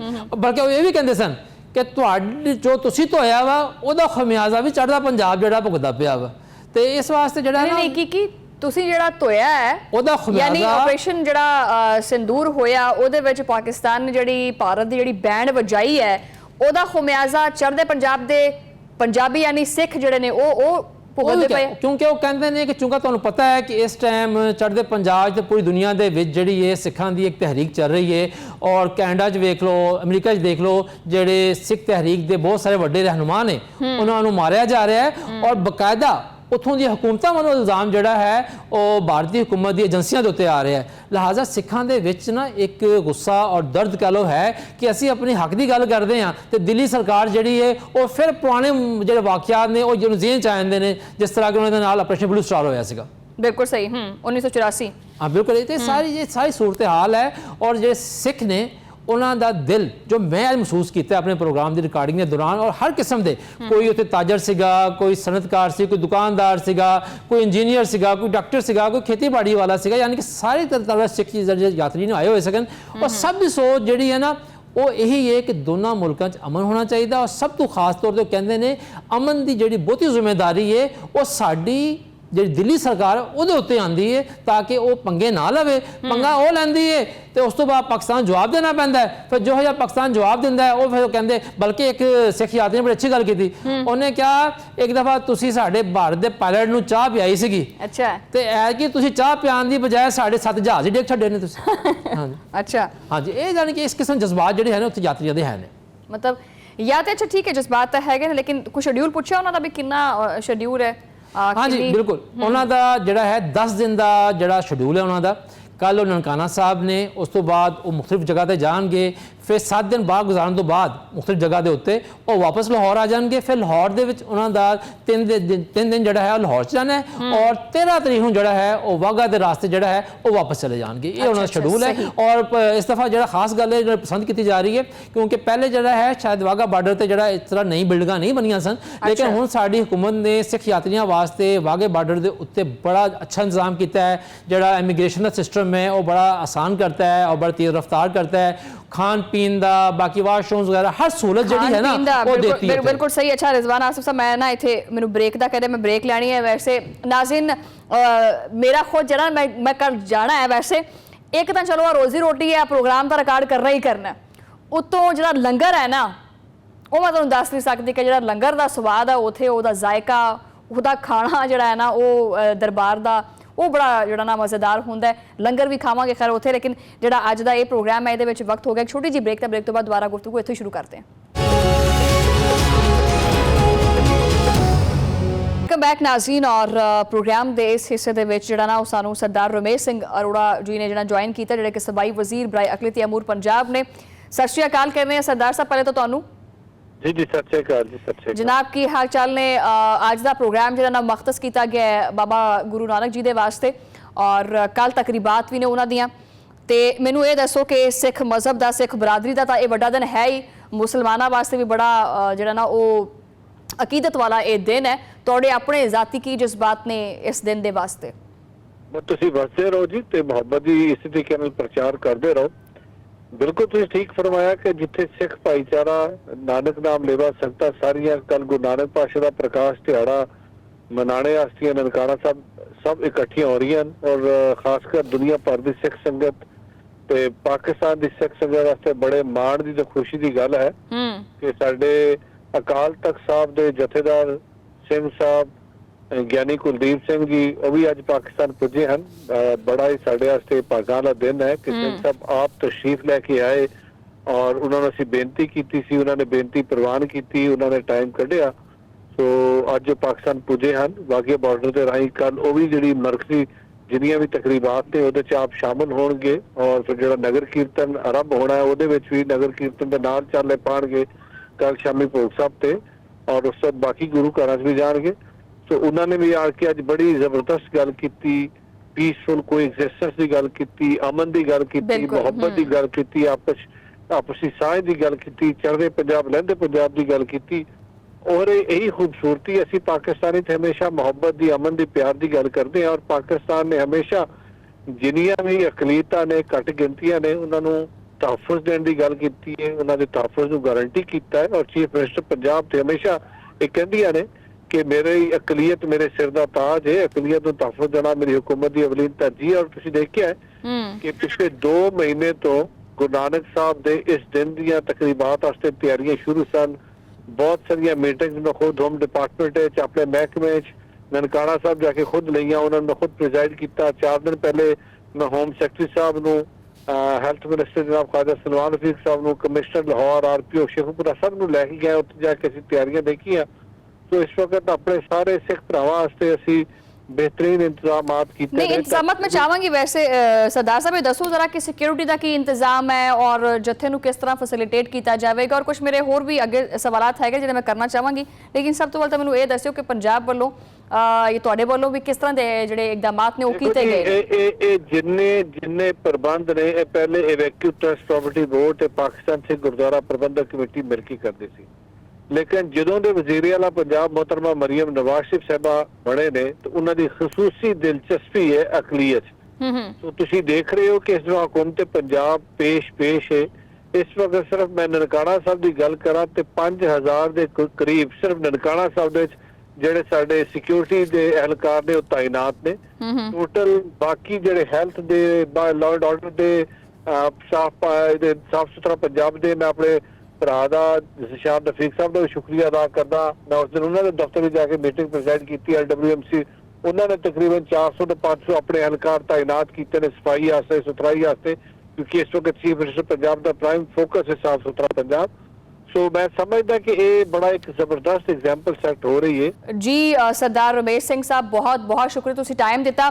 ਨਾਜ਼ਰੀਨ ਹੁਣ ਮੈਂ ਇੱਕ ਐਸੀ ਸ਼ਖਸੀਅਤ ਨਾਲ ਤੁਹਾਨੂੰ ਮਿਲਾਉਣ ਲੱਗੀ ਹਾਂ, ਗੱਲਬਾਤ ਕਰਾਉਣ ਲੱਗੀ ਹਾਂ ਜਿਹੜੀ ਬਾਬਾ ਗੁਰੂ ਨਾਨਕ ਜੀ ਦੇ ਬੜਾ ਕਰੀਬ ਸੀ। ਮੈਂ ਆਪਣੇ ਇੰਟਰੋਡਕਸ਼ਨ ਦੇ ਵਿੱਚ ਜਿਹੜਾ ਨਾ ਉਹ ਭਾਈ ਮਰਦਾਨਾ ਦਾ ਜ਼ਿਕਰ ਕੀਤਾ, ਉਹਨਾਂ ਦੀ 18ਵੀਂ ਪੀੜ੍ਹੀ ਨਈਮ ਤਾਹਿਰ ਉਹ ਮੇਰੇ ਨਾਲ ਮੌਜੂਦ ਨੇ। अस्सलाम वालेकुम नईम, आवाज आ रही? हाँ जी आ रही जी। वालेकुम सलाम जी। की हाल चाल ने तुहाडे? वाहिगुरू जी का खालसा वाहिगुरू जी की वाहिगुरू जी दा खालसा वाहिगुरू जी दी फतेह। बहुत बहुत बढ़िया जी, बहुत बढ़िया जबरदस्त। ਤੁਹਾਡੇ ਤਾਂ ਕੀ ਕਹਿੰਦੇ ਨੇ ਵੱਡਿਆਂ ਵਡੇਰਿਆਂ ਨੇ ਇੱਕ ਲੰਮਾ ਅਰਸਾ ਗੁਜ਼ਾਰਿਆ, ਬੜੇ ਫੈਜ਼ਯਾਬ ਹੋਏ ਬਾਬਾ ਗੁਰੂ ਨਾਨਕ ਜੀ ਦੀ ਤਾਲੀਮਾਤ ਤੋਂ। ਕੀ ਕਹੋਗੇ ਤੁਸੀਂ? ਕੱਲ ਜਨਮ ਦਿਨ ਆ ਰਿਹਾ ਉਹਨਾਂ ਦਾ। ਜੀ ਬਿਲਕੁਲ ਕੱਲ ਜਨਮ ਦਿਨ ਆ ਰਿਹਾ ਤੇ ਅਸੀਂ ਨਨਕਾਣਾ ਸਾਹਿਬ ਹੀ ਆਏ ਹੋਏ ਆ। ਅੱਛਾ। ਤੇ ਇਹ ਬਹੁਤ ਵੱਡੀ ਕਿਰਪਾ ਸੀ ਬਾਬਾ ਨਾਨਕ ਜੀ ਦੀ, ਜਿਨ੍ਹਾਂ ਨੇ ਕਿ ਭਾਈ ਮਰਦਾਨਾ ਜੀ ਨੂੰ ਨਾਲ ਰੱਖਿਆ। ਔਰ ਅੱਲਾ ਦੇ ਅਸੀਂ ਮਸ਼ਕੂਰ ਹੈ ਕਿ ਅੱਲਾ ਨੇ ਸਾਨੂੰ ਜਿਹੜਾ ਉਹ ਰੂਹਾਨੀਅਤ ਦਾ ਵਲੀ ਅੱਲਾ ਔਲੀਆ ਸੂਫੀਜ਼ਮ ਦੇ ਜਿਹੜੇ ਪੈਰਵਾ ਹੋਏ ਗੁਰੂ ਨਾਨਕ ਜੀ ਦੇ, ਉਹਨਾਂ ਦੇ ਸਾਥੀ ਸੰਗੀ ਭਾਈ ਮਰਦਾਨਾ ਜੀ ਨੂੰ ਅੱਲਾ ਨੇ ਆਜ਼ਾਦ ਦਿੱਤਾ ਕਿ ਜਿਹੜੇ ਕਿ ਇੱਕ ਬਿਲਕੁਲ ਗਰੀਬ ਘਰਾਣੇ ਦੇ ਨਾਲ ਤਲਕ ਰੱਖਦੇ ਸਨ। ਤੇ ਜਿਹਨੂੰ ਤੋਂ ਤੁਹਾਨੂੰ ਪਤਾ ਫਿਰ ਗਰੀਬ ਨੂੰ ਕੌਣ ਪੁੱਛਦਾ ਹੈ। ਅੱਛਾ ਨਈਮ ਤਾਹਿਰ, ਤੁਸੀਂ ਮੇਰੇ ਨਾਲ ਇਹ ਜ਼ਿਕਰ ਕੀਤਾ ਸੀ ਇੱਕ ਵਾਰੀ ਕਿ ਬਾਬਾ ਗੁਰੂ ਨਾਨਕ ਜੀ ਬਕਾਇਦਾ ਖੁਦ ਗਏ ਸੀ ਭਾਈ ਮਰਦਾਨਾ ਦੇ ਘਰ। ਜੀ ਬਿਲਕੁਲ ਜੀ, ਸਾਡੇ ਵੱਡ ਵਡੇਰੇ ਦੱਸਦੇ ਹੁੰਦੇ ਸੀ ਕਿ ਜਦੋਂ ਸਭ ਨੂੰ ਬੁਲਾਇਆ ਕਿ ਬਾਬਾ ਜੀ ਬੁਲਾਉਂਦੇ ਪਏ ਨੇ ਕਿਸੇ ਇੱਕ ਨੂੰ ਨਾਮ ਦਾ ਬਖਸ਼ਣਾ, ਜਿਵੇਂ ਕਿ ਖਲੀਫਾ ਬਣਾਈਦਾ ਸਾਡੇ ਪੀਰੋ ਮੁਰਸ਼ਿਦਾਂ 'ਚ, ਤੁਹਾਨੂੰ ਪਤਾ ਕਿ ਖਲੀਫੇ ਦੀ ਜ਼ਰੂਰਤ ਹੁੰਦੀ ਹੈ। ਤੇ ਜਦੋਂ ਖਲੀਫਾ ਬਣਾਉਣ ਵਾਸਤੇ ਗੁਰੂ ਨਾਨਕ ਜੀ ਨੇ ਸੇਵਾਦਾਰ ਨੂੰ ਭੇਜਿਆ ਕਿ ਕਿਸੇ ਇੱਕ ਬੰਦੇ ਨੂੰ ਬੁਲਾ ਕੇ ਲਿਆ, ਮੈਂ ਉਹਨਾਂ ਨਾਲ ਰੂਹਾਨੀਅਤ ਦੀ ਸਾਂਝ ਕਰਨਾ ਚਾਹੁੰਦਾ, ਉਹਨੂੰ ਨਾਲ ਰੱਖਣਾ ਚਾਹੁੰਦਾ। ਤੇ ਉਹ ਸਭ ਦੁਕਾਨਾਂ ਤੋਂ ਹੋ ਆਏ ਸੀ ਕਿਉਂਕਿ ਬਾਬਾ ਜੀ ਨਾਲ ਪਿਆਰ ਸਾਰੇ ਕਰਦੇ ਸੀ, ਲੇਕਿਨ ਮੁਖਤਸਰ ਮੈਂ ਦੱਸ ਰਿਹਾ ਕਿ ਕੋਈ ਖੜਾ ਨਹੀਂ ਹੋਇਆ, ਯਾਨੀ ਕਿ ਉਹਨਾਂ ਦੇ ਨਸੀਬ 'ਚ ਬਾਬਾ ਨਾਨਕ ਜੀ ਦੀ ਉਹ ਰੂਹਾਨੀਅਤ ਨਹੀਂ ਸੀ ਤੇ ਜਿਹੜੀ ਕਿ ਭਾਈ ਮਰਦਾਨਾ ਜੀ ਦੇ ਹਿੱਸੇ ਆਈ। ਔਰ ਬਾਬਾ ਨਾਨਕ ਜੀ ਆਪ ਉਹਨਾਂ ਦੇ ਘਰ ਗਏ। ਇਹ ਸਾਡੇ ਵਾਸਤੇ ਬਹੁਤ ਵੱਡਾ ਆਜ਼ਾਦ ਹੈ ਜੀ। ਇਹ ਬਹੁਤ ਵੱਡਾ ਇਜਾਜ਼ ਹੈ। ਲੇਕਿਨ ਮੈਂ ਚਾਹਾਂਗੀ ਕਿ ਮੇਰੇ ਚੈਨਲ ਦੇ ਰਾਹੀਂ ਔਰ ਪ੍ਰੋਗਰਾਮ ਦੇ ਰਾਹੀਂ ਜਿਹੜਾ ਨਾ ਇਹ ਮੈਨੂੰ ਇਹ ਵੀ ਦੱਸੋ ਕਿ ਇਹ ਭਾਈ ਮਰਦਾਨਾ ਜਿਹੜਾ ਨਾਂ ਪਿਆ ਸੀ ਇਹ ਕਿੱਦਾਂ ਪਿਆ ਸੀ? ਦੇਖੋ ਤਾਰੀਖ ਦੇ ਵਿੱਚ ਕੁਝ ਲੋਕਾਂ ਨੂੰ ਇਸ ਬਾਰੇ 'ਚ ਪਤਾ ਹੈ, ਬਹੁਤ ਸਾਰੇ ਲੋਕ ਐਸੇ ਨੇ ਜਿਨ੍ਹਾਂ ਨੂੰ ਇਸ ਨਾਂ ਦਾ ਨਹੀਂ ਪਤਾ ਹੈਗਾ। ਅਕਸਰ ਸੁਣ ਕੇ ਕਹਿੰਦੇ ਨੇ ਕਿ ਜੀ ਭਾਈ ਮਰਦਾਨਾ ਇਹ ਕਿੱਦਾਂ ਦਾ ਨਾਂ ਹੋਇਆ, ਤੇ ਇਹ ਦੱਸਿਓ ਕਿ ਤੁਹਾਡੇ ਵੱਡ ਵਡੇਰਿਆਂ ਨੂੰ ਇਹ ਨਾਂ ਕਿੱਦਾਂ ਮਿਲਿਆ ਸੀ? ਜੀ ਦੇਖਿਓ ਜੀ, ਭਾਈ ਮਰਦਾਨਾ ਮੀਰ ਬਾਦਰਾ ਜੀ ਉਹਨਾਂ ਦੇ ਜਿਹੜੇ ਪਿਤਾ ਜੀ ਸਨ, ਤੇ ਆਪਣਾ ਜਿਹੜਾ ਉਹਨਾਂ ਦੇ ਘਰ ਬੱਚੇ ਪੈਦਾ ਹੁੰਦੇ ਸੀ, ਤੁਹਾਨੂੰ ਪਤਾ ਹੈ ਅਕਸਰ ਖਾਨਦਾਨ ਐਸੇ ਹੁੰਦੇ ਨੇ ਜਿਹੜੇ ਖਾਸ ਕਰ ਮੁੰਡੇ ਹੁੰਦੇ ਨੇ, ਤੇ ਕੁਝ ਉਮਰ 'ਚ ਜਾ ਕੇ ਤੇ ਚੜਾਈ ਕਰ ਜਾਂਦੇ ਸੀ, ਫੌਤ ਹੋ ਜਾਂਦੇ ਸੀ। ਠੀਕ ਹੈ। ਤੇ ਮਾਂ-ਬਾਪ ਜੀ ਤੁਹਾਨੂੰ ਪਤਾ ਕਿ ਬੜਾ ਪਰੇਸ਼ਾਨ ਹੁੰਦਾ ਤੇ ਨਾਂ ਰੱਖਤਾ ਮਰ ਜਾਣਾ। ਤੇ ਰੋਜ਼ ਕਹਿਣਾ ਮਰ ਜਾਣੇ ਇੱਧਰ ਆ। ਤੇ ਜਦੋਂ ਗੁਰੂ ਨਾਨਕ ਜੀ ਦੇ ਅੱਗੇ ਇਹ ਨਾਂ ਲਿਆ ਭਾਈ ਮਰਦਾਨਾ ਜੀ ਦਾ, ਉਹਨਾਂ ਦੀ ਮਾਂ ਨੇ ਕਿ ਮਰ ਜਾਣੇ ਤੂੰ ਹੀ ਆ ਜਾ ਇੱਧਰ। ਤੇ ਗੁਰੂ ਨਾਨਕ ਜੀ ਹੈਰਾਨ ਹੋਏ ਔਰ ਕਹਿੰਦੇ ਇਹ ਨਾਂ ਕੀ ਹੋਇਆ ਮਰ ਜਾਣਾ? ਤੇ ਉਹਨਾਂ ਨੇ ਅਰਜ਼ ਕੀਤੀ ਕਿ ਬਾਬਾ ਜੀ ਜਿੰਨੇ ਸਾਡੇ ਘਰ ਬੇਟੇ ਹੁੰਦੇ ਨੇ ਤੇ ਚੜ੍ਹਾਈ ਕਰ ਜਾਂਦੇ ਨੇ ਤੇ ਬੇਟਿਆਂ ਦਾ ਅਸੀਂ ਰੱਜ ਕੇ ਮੂੰਹ ਨਹੀਂ ਦੇਖਦੇ ਤੇ ਇਸ ਕਰਕੇ ਇਹਦਾ ਨਾਂ ਰੱਖਿਆ ਮਰ ਜਾਣਾ। ਤੇ ਮਰ ਤੇ ਇਹਨੇ ਜਾਣਾ ਹੀ ਹੈ ਕਿ ਦਿਲ ਨੂੰ ਸਕੂਨ ਰਵੇਗਾ ਕਿ ਕੋਈ ਦੁੱਖ ਨਹੀਂ ਹੋਏਗਾ। ਤੇ ਬਾਬਾ ਨਾਨਕ ਨੇ ਕਿਹਾ ਨਹੀਂ ਇਹ ਹੁਣ ਨਹੀਂ ਮਰਦਾ, ਇਹਦਾ ਨਾਮ ਹੈ ਮਰਦਾਨਾ। ਮਰਦਾਨਾ ਯਾਨੀ ਉਹ ਭਾਈ ਮਰਦਾਨਾ ਜਿਹੜਾ ਨਾ ਇਹ ਦੱਸਣਾ ਨਾਜ਼ਰੀਨ ਬੜਾ ਜ਼ਰੂਰੀ ਸੀ ਵੈਸੇ ਤੁਹਾਨੂੰ ਕਿ ਲੋਕੀ ਸਮਝਦਾ ਕਿ ਅੱਛਾ ਇਹ ਭਾਈ ਮਰਦਾਨਾ ਕਿਹੜਾ ਨਾਮ ਹੋ ਗਿਆ, ਮਰਦਾ ਨਾ ਯਾਨੀ ਹੁਣ ਨਾ ਮਰੂ, ਹੁਣ ਨਹੀਂ ਮਰਦਾ ਤੂੰ ਇਹਨਾਂ ਨੂੰ ਮਰਦਾਨਾ ਕਹੋ। ਭਾਈ ਲਕਬ ਦਿੱਤਾ ਕਿਉਂਕਿ ਆਪ 10 ਸਾਲ ਵੱਡੇ ਸਨ ਬਾਬਾ ਜੀ ਤੋਂ ਤੇ ਭਾਈ ਦਾ ਲਕਬ ਦਿੱਤਾ ਔਰ ਸੱਜੇ ਪਾਸੇ ਬਿਠਾਇਆ ਤੇ ਭਾਈ ਮਰਦਾਨਾ ਪੂਰਾ ਨਾਂ ਦਿੱਤਾ। ਠੀਕ ਹੈ ਜੀ। ਅੱਛਾ ਤੇ ਇਹ ਸਫ਼ਰ ਕਿੰਨੇ ਸਫ਼ਰ ਕੀਤੇ ਭਾਈ ਮਰਦਾਨਾ ਨੇ ਬਾਬਾ ਗੁਰੂ ਨਾਨਕ ਜੀ ਦੇ ਨਾਲ? ਦੇਖੋ ਜੀ ਬਾਬਾ ਜੀ ਨੇ ਤੇ ਆਪਣੀ ਸਾਰੀ ਹਯਾਤੀ ਨਾਲ ਗੁਜ਼ਾਰੀ। ਵੱਡੇ 4 ਸਫ਼ਰ 4 ਉਦਾਸੀਆਂ ਕਹਿੰਦੇ ਨੇ ਤੇ ਰੂਹਾਨੀਅਤ ਦੇ ਅਸੀਂ ਤੇ ਸਾਡੇ ਵੱਡੇ ਵਡੇਰੇ ਸਾਖੀਆਂ ਕਰਦੇ ਹੁੰਦੇ ਸੀ, ਕਨਫਰਮ ਸਾਖੀਆਂ ਕੋਈ ਹੈ ਤੇ ਜਿਹੜੀ ਕਿ ਪੂਰੀ ਮੀਡੀਆ ਤੇ ਦੱਸਦੇ ਹੁੰਦੇ ਸੀ ਕਿ ਪੀਰ ਆਪਣਾ ਭਾਈ ਮਰਦਾਨਾ ਜੀ ਤੇ ਧੂਰ ਮੰਡਲੀ ਤੱਕ ਗਏ ਹੋਏ ਨੇ। ਤੇ ਬਸ ਦੁਨੀਆ ਦੀ ਤੇ ਛੱਡੋ ਨਾ ਜਿਹੜੀ ਜ਼ਮੀਨ ਹੈਗੀ ਹੈ ਉਹ ਧੂਰ ਮੰਡਲੀ ਤੱਕ, ਧੂਰ ਮੰਡਲੀ ਉੱਥੇ ਕਹਿੰਦੇ ਜਿੱਥੇ ਇਹਨਾਂ ਦੇ ਲੇਕਿਨ ਨਿਰੰਕਾਰ ਜੀ ਬੈਠੇ ਹੁੰਦੇ ਨੇ, ਧੂਰ ਮੰਡਲੀ ਉਹਨੂੰ ਕਹਿੰਦੇ ਯਾਨੀ ਕਿ 7ਵੇਂ ਅਸਮਾਨ ਤੇ ਉੱਥੇ ਤੱਕ ਭਾਈ ਮਰਦਾਨਾ ਨੂੰ ਲੈ ਕੇ ਗਏ ਸੀ ਗੁਰੂ ਨਾਨਕ ਦੇਵ ਜੀ। ਬਾਕੀ ਸਫ਼ਰ ਦਾ ਤੁਸੀਂ ਆਪ ਹੀ ਹਿਸਾਬ ਲਾ ਲਓ। ਬਾਕੀ ਸਫ਼ਰ ਦਾ ਤਾਂ ਹਿਸਾਬ ਬਿਲਕੁਲ ਸਹੀ ਹੈ। ਅੱਛਾ ਮੈਨੂੰ ਇਹ ਦੱਸੋ ਅੱਜ ਵੀ ਭਾਈ ਮਰਦਾਨਾ ਜਿਹੜੀ ਫੈਮਿਲੀ ਹੈ ਉਹ ਕੀਰਤ ਕਰਦੀ ਹੈ ਦਰਬਾਰ ਤੇ ਜਾ ਕੇ? ਬਿਲਕੁਲ ਬਿਲਕੁਲ ਕੀਰਤਨ ਕਰਦੇ ਆ ਕਿਉਂਕਿ ਬਾਬਾ ਜੀ ਨੇ ਕਿਹਾ ਸੀ ਮਰਦਾਨਿਆਂ ਤੇਰੀਆਂ 21 ਕੁਲਾਂ ਤਾਰੀਆਂ, ਮਰਦਾਨਿਆਂ ਤੇਰੀਆਂ 21 ਕੁਲਾਂ ਤਾਰੀਆਂ, 21 ਕੁਲਾਂ ਤਾਰੀਆਂ ਤੇ ਇਹ ਕਲ ਯੁੱਗ ਹੈ ਤੇ ਕਲ ਯੁੱਗ ਚ ਵੀ 18ਵੀਂ ਤੇ 20ਵੀਂ ਤੱਕ ਆ ਗਏ ਆ, ਲੈ ਕੇ ਤੁਰਦੇ ਪਏ ਕੀਰਤਨ ਹੀ ਕਰਨੇ ਆ ਤੇ ਜੋ ਬਾਬਾ ਜੀ ਦਾ ਅੱਗੋਂ ਫਰਮਾਨ ਹੋਏਗਾ ਜਿੱਥੋਂ ਤੱਕ ਚਲਾਣਗੇ ਚੱਲਾਂਗੇ। ਤੇ ਤੁਸੀਂ ਤਕਰੀਬਾਤ ਦੇ ਵਿੱਚ ਕੱਲ ਜਿਹੜਾ ਜਨਮ ਦਿਨ ਹੈਗਾ ਉਹਦੇ ਤੇ ਕੋਈ ਕੀਰਤ ਵੀ ਕਰ ਰਹੇ ਹੋ? ਹਾਂਜੀ ਕੀਰਤਨ ਵੀ ਕਰਾਂਗੇ ਜੀ, ਬਿਲਕੁਲ ਕਰਾਂਗੇ, ਕੀਰਤਨ ਵੀ ਕਰਾਂਗੇ। ਠੀਕ ਹੈ ਫਿਰ ਕੱਲ ਮੁਲਾਕਾਤ ਹੋਏਗੀ ਉੱਥੇ ਵੀ ਤੁਹਾਡੇ ਨਾਲ। ਠੀਕ ਹੈ ਬਹੁਤ ਸ਼ੁਕਰੀਆ ਨਈਮ ਤਾਹਿਰ, ਤੁਸੀਂ ਮੈਨੂੰ ਟਾਈਮ ਦਿੱਤਾ, ਬਹੁਤ ਸ਼ੁਕਰੀਆ ਜੀ। ਨਾਜ਼ਰੀਨ ਗੱਲਬਾਤ ਹਜੇ ਵੀ ਜਾਰੀ ਹੈ ਲੇਕਿਨ ਟਾਈਮ ਹੋਇਆ ਇੱਥੇ ਛੋਟੀ ਜਿਹੀ ਬ੍ਰੇਕ ਦਾ। ਵੈਲਕਮ ਬੈਕ ਨਾਜ਼ਰੀਨ, ਰਿਜ਼ਵਾਨ ਆਸਿਫ ਸਾਹਿਬ ਮੇਰੇ ਨਾਲ ਮੌਜੂਦ ਨੇ ਸਟੂਡੀਓ ਦੇ ਵਿੱਚ ਔਰ ਉਹਨਾਂ ਨਾਲ ਹੀ ਦੁਬਾਰਾ ਗੱਲਬਾਤ ਜਿਹੜਾ ਉਹ ਕਰਦੇ ਹਾਂ। ਮੈਂ ਬਲਕਿ ਇਹ ਤਾਂ ਆਪਣੀ ਅੱਖੀ ਦੇਖ ਕੇ ਆਏ ਨੇ ਨਾ ਕਿਹੜੇ ਇੰਤਜ਼ਾਮਾਤ ਨੇ। ਠੀਕ ਹੈ ਜੋ ਸਰਦਾਰ ਸਾਹਿਬ ਕਹਿ ਰਹੇ ਨੇ ਵਾਕਈ ਉੱਦਾਂ ਹੈ ਜਾਂ ਨਹੀਂ ਤੇ ਉਹ ਇਹਨਾਂ ਕੋਲ ਜਾਣਦੇ ਆ। ਰਿਜ਼ਵਾਨ ਸਾਹਿਬ ਕਿੱਦਾਂ ਦੇ ਇੰਤਜ਼ਾਮਾਤ ਨੇ ਵੈਸੇ ਸਿਕਿਉਰਿਟੀ ਦੇ ਹਵਾਲੇ ਨਾਲ?